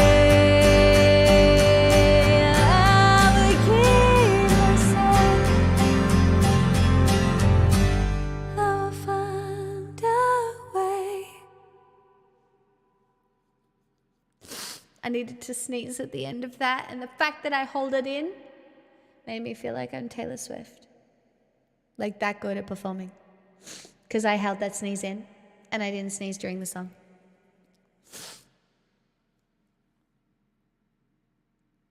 Slay.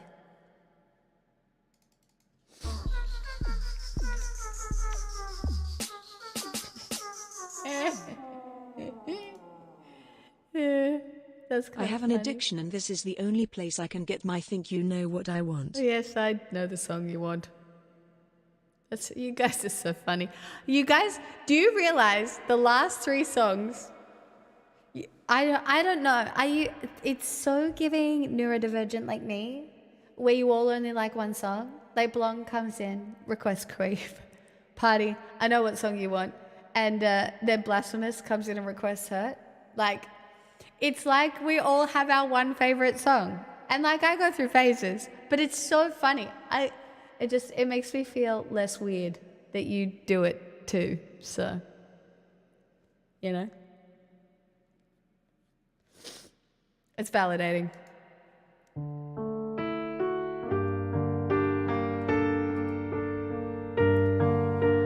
And you were here before. Couldn't look you in the eye. You're just like an angel. Your skin makes me cry. You float like a feather in a beautiful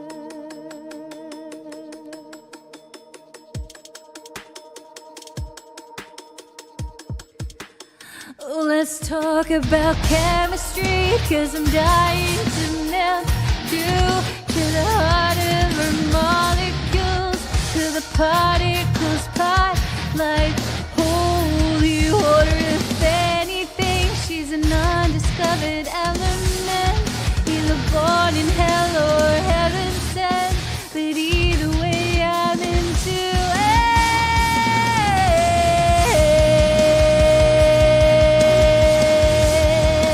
Not quite either day or night, she's perfectly misaligned. I'm caught up in her design and how it connects to mine. I see the different light, the object of my desire, not acid nor alkali, caught between black and white, not quite either day or night. She's perfectly misaligned. I'm caught up in her design, now it connects to mine. I see in a different light, the object of my desire.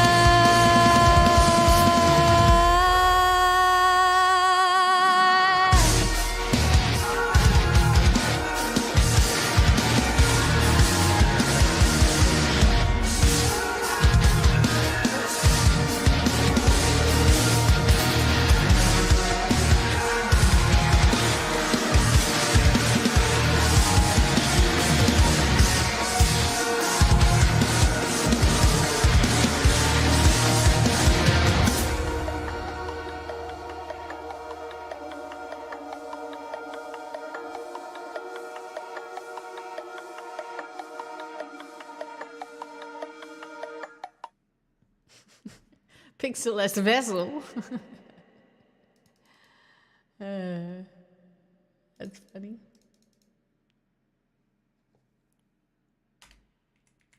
Now, I know you've requested this a couple of times. I know I like singing it. I have no idea how it goes.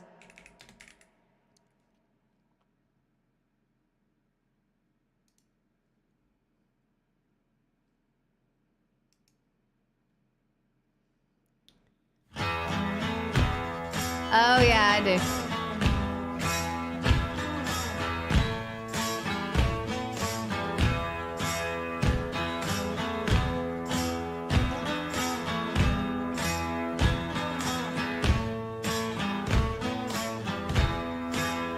You have forsaken all the love you've taken, sleeping on a razor, there's nowhere left to fall.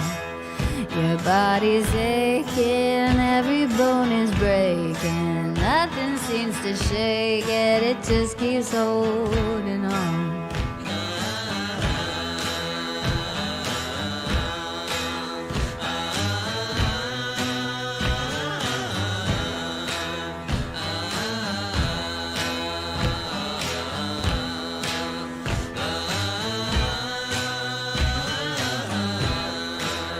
Your soul is able, death is all you cradle, sleeping on the nails, there's nowhere left to fall.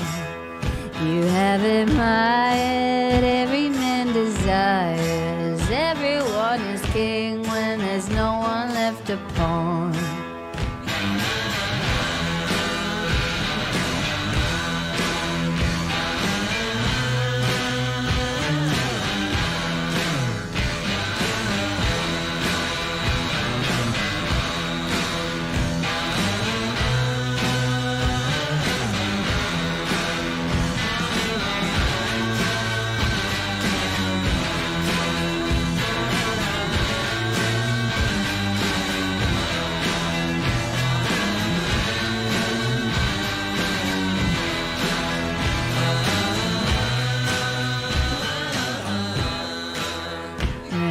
No peace here, war is never cheap.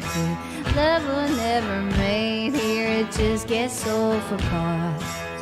You cannot fight it, all the world denies it. Open up your eyelids, let your demons run.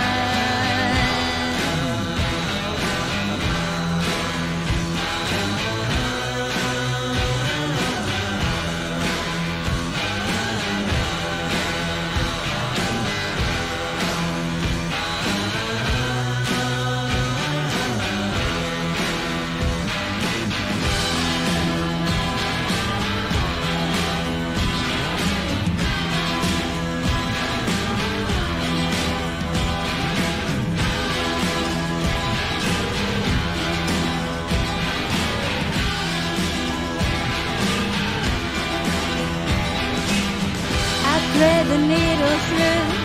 You beat the devil's tattoo. I thread the needle through. You beat the devil's tattoo. You beat the needle through. You beat the devil's tattoo. I thread the needle through. You beat the devil's tattoo. You beat the devil's tattoo. I beat the needle through. You beat the devil's tattoo. I beat the needle through. I beat the needle through. You beat the devil's tattoo.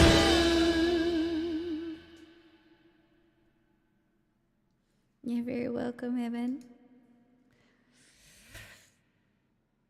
Banger.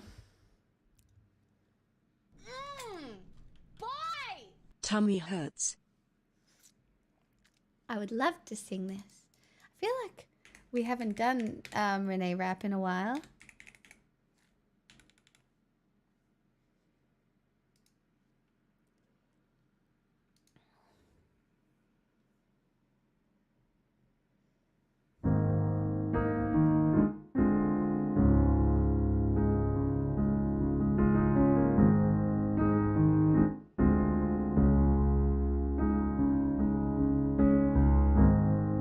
Maybe I should try religion, 'cause Jesus, you're hard to rely on. I never find you in the kitchen. You couldn't even pay rent for 3 months. Oh, I heard you, I get it, you're broke.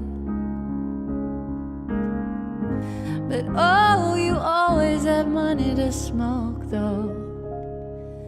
Now my tummy hurts, he's in love with her. And for what it's worth, they make beautiful babies and raise them up to be a couple of fucking monsters, like their mother and their father eventually. 2043, someone's gonna hurt the little girl like their daddy hurt me, like their daddy hurt. I just want some recognition for having good tits and a big heart. I can't believe I let you hit it. In hindsight, that might be the worst part. Oh, I taught you everything you know. But oh, I guess boys, they come and they go. Now my tummy hurts, he's in love with her. And for what it's worth, they make beautiful babies and raise them up to be a couple of fucking monsters, like their mother and their father eventually. 2043, someone's gonna hurt their little girl like their daddy hurt me, like their daddy hurt me, like their daddy hurt me, like their daddy hurt me,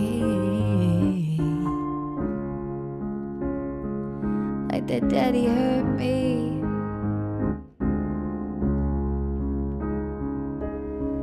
Now my tummy hurts, he's in love with her. And for what it's worth, they make beautiful babies.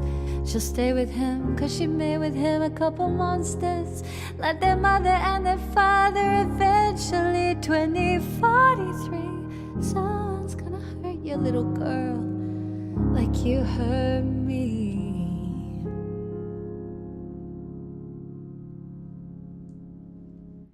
Renee Rapp cursing the offspring of her ex-boyfriends is so iconic. Do you know what I mean? Like, I personally would never do it, but like, I so get it. But like, placing a curse on your ex's future offspring, crazy. Crazy in a good, like crazy in a crazy way, but crazy in a like hilarious way. It's so mean lesbian. And it's about a boy, you know what I mean? It's so mean lesbian.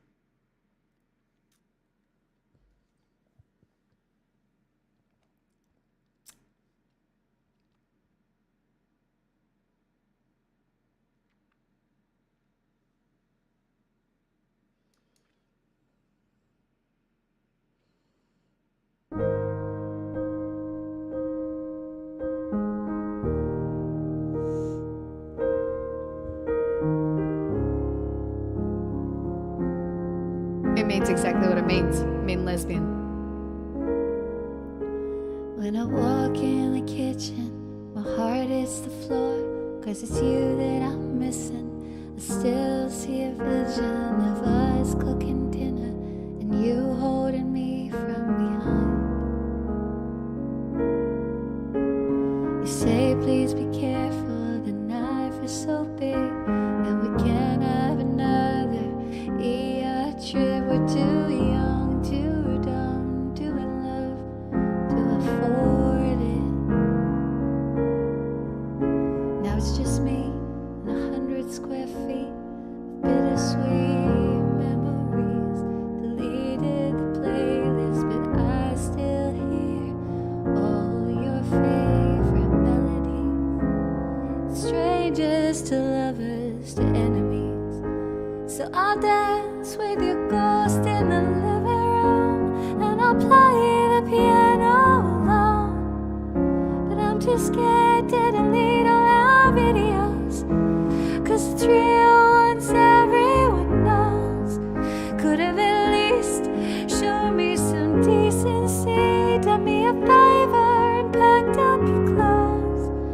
Falling in love, no, it ain't for the weak. So don't try this at home. The couch that we sat on back in New York has made its way 3,000 miles to LA.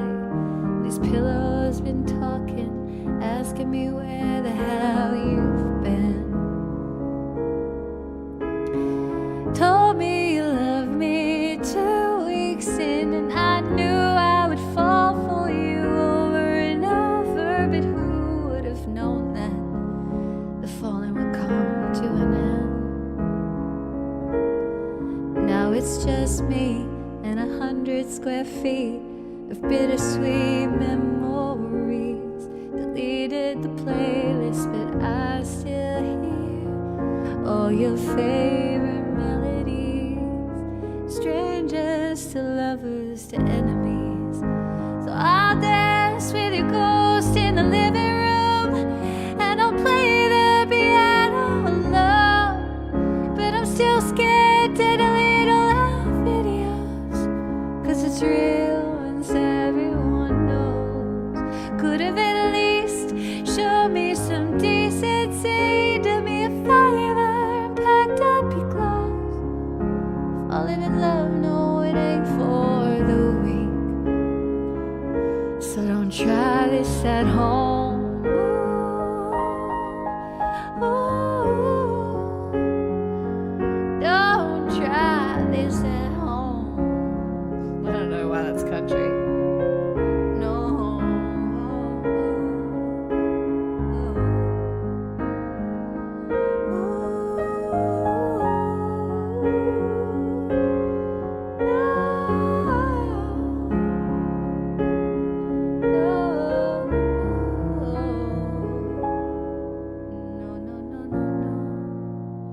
And it's funny how time shows you know nothing. 'Cause I used to love you, but now you're dead to me. Strangers to lovers to enemies.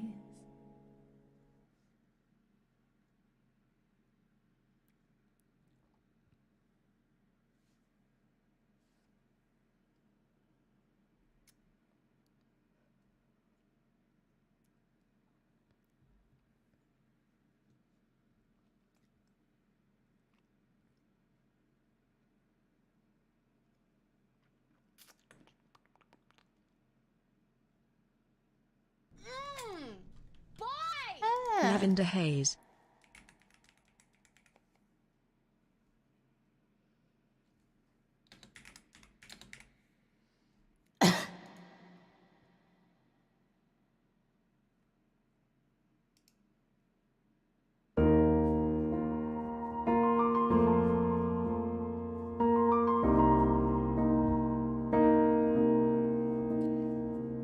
Staring at the silhouette with you. Oh, you don't ever say too much. And I don't really read into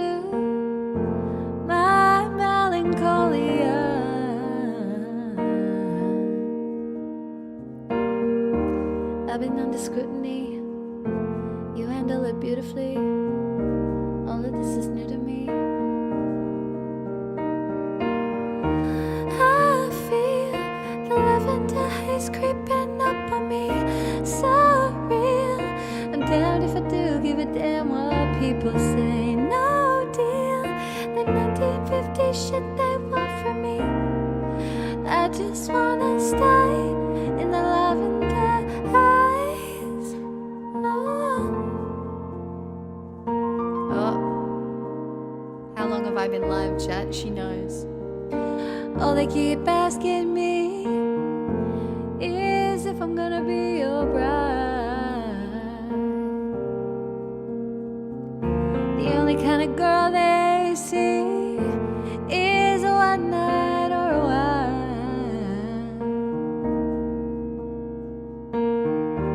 I find it dizzying. They're bringing up my history, but you ain't even listening.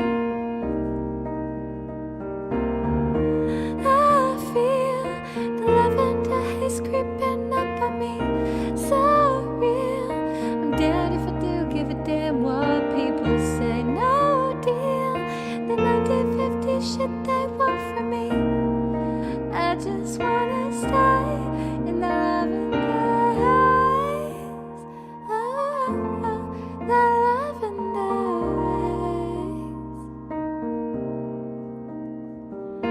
eyes. Duck your duck and go viral. I just need this love spiral. Get it off your chest. Get it off my desk. Duck your duck and go viral. I just need this love spiral. Get it off your chest. Get it off my desk. I feel the lavender haze creeping up on me. So real. I'm down if I do give a damn what people say. No deal. The 1950 shit they want from me. I just wanna stay in the lavender eyes. Well, Pixel has told me it is time to end stream chat.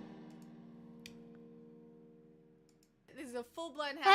Hey! So Nevax, 35 months and a sneaky prime. Thank you so much. I'm so grateful. Thank you so much, you guys. Thank you for supporting me so much on my first week back. I know I left for 3 weeks. It was not intentional. It was not intentional. I'm so grateful. I'm not going to lie. Every time I get sick, I think my career's over. So I'm just so fucking grateful for your patience. I don't want to say loyalty because it sounds like I'm like a mafia boss, which I'm not. But do you know what I mean? It's very kind. So I'm so grateful. I'm taking tomorrow off only because I don't want to burn out. Taking tomorrow off only because I don't want to stream. Jesus Christ. Guess whose career is actually over? Your career. Wait, did you retire or did you get fired? Are you starting a new career? Are we looking for opportunity, or are we like, you resigned? That's okay. Resigning is probably good. If you're 12 years gone, no, it's not gone. It's not gone. It's not gone. It's just something that you did for 12 years. I don't believe in that perspective. Burnout and shitty execs, valid. So valid, Nevax. So valid. You'll find another job. I know. Take a break. I don't know anybody in here who's once had 6 months off. Take a break. If you can afford it. Take a break. Think of what's next. There's something out there. Also, resigning is good. Sometimes it's just time. You know?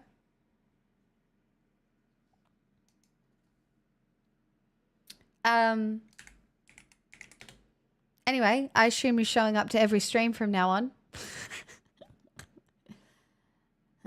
I'm so funny.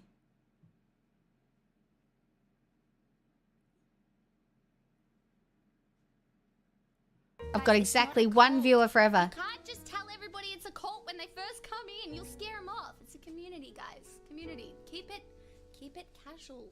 Fuck. Wait, you followed, gifted 5 subs, and now I'm about to end the stream? I'm so confused. Thank you. That's so kind. But why? I'm not even going to provide you any more content today. You have to wait until Sunday during the day. Stop it. That's what the fuck?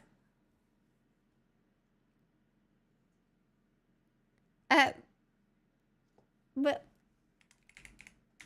I just, wow. Thank you. That's really fun. Thank you for saying thank you, and your content is great. Stop. And a compliment? Jesus Christ, what a way to end stream. Thank you so much. Pixel, I know, darling. I know. It's been 4 hours. You're like, bitch, it's over. Stop staring at the screens. Yes, I did a day stream today, Munster. Sorry. Do you want to know why I did a day stream? Because if I do a day stream on a Friday and then I have Saturday off, it's like I had a day and a half off. Do you know what I mean? Sort of. But I'm back Sunday during the day. Oh, try. That's so nice. Try Garden gifted a tier hold. 1 sub to Ogbano. Chat, we're at 653 subscribers. Subs in the channel. Stop it. We don't want to end on we could just end on 666. We're at 654. How many is that? 54, 50, 64, 64, 60. That's 10 subs plus 2. It's 12 subs. I require someone to not fuck this up, or just don't touch anything. We won't do a hype train. I'll just leave.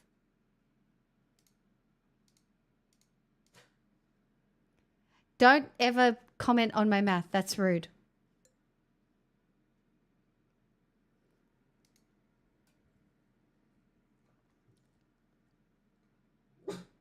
I know.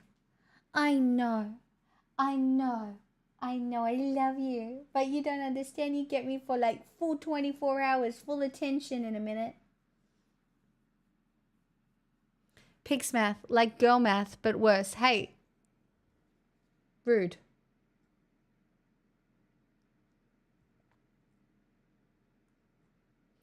Talk your talk and go viral. I just need this love style. Get it off your chest. Okay, we're going to raid Ellie 90.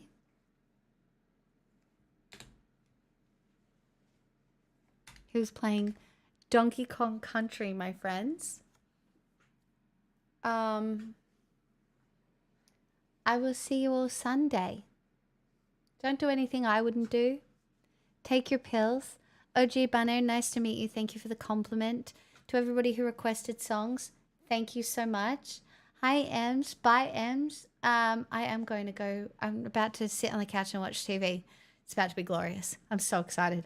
But first, I think I might take Pixel for a little dusk walk, you know. So that will also be nice. Thanks for streaming. Thank you for watching. And seriously, I meant what I said before. I'm so grateful for you guys coming back after me being sick. It can be a real bitch to pull a stream back together after that. And you know what? This week's been really easy.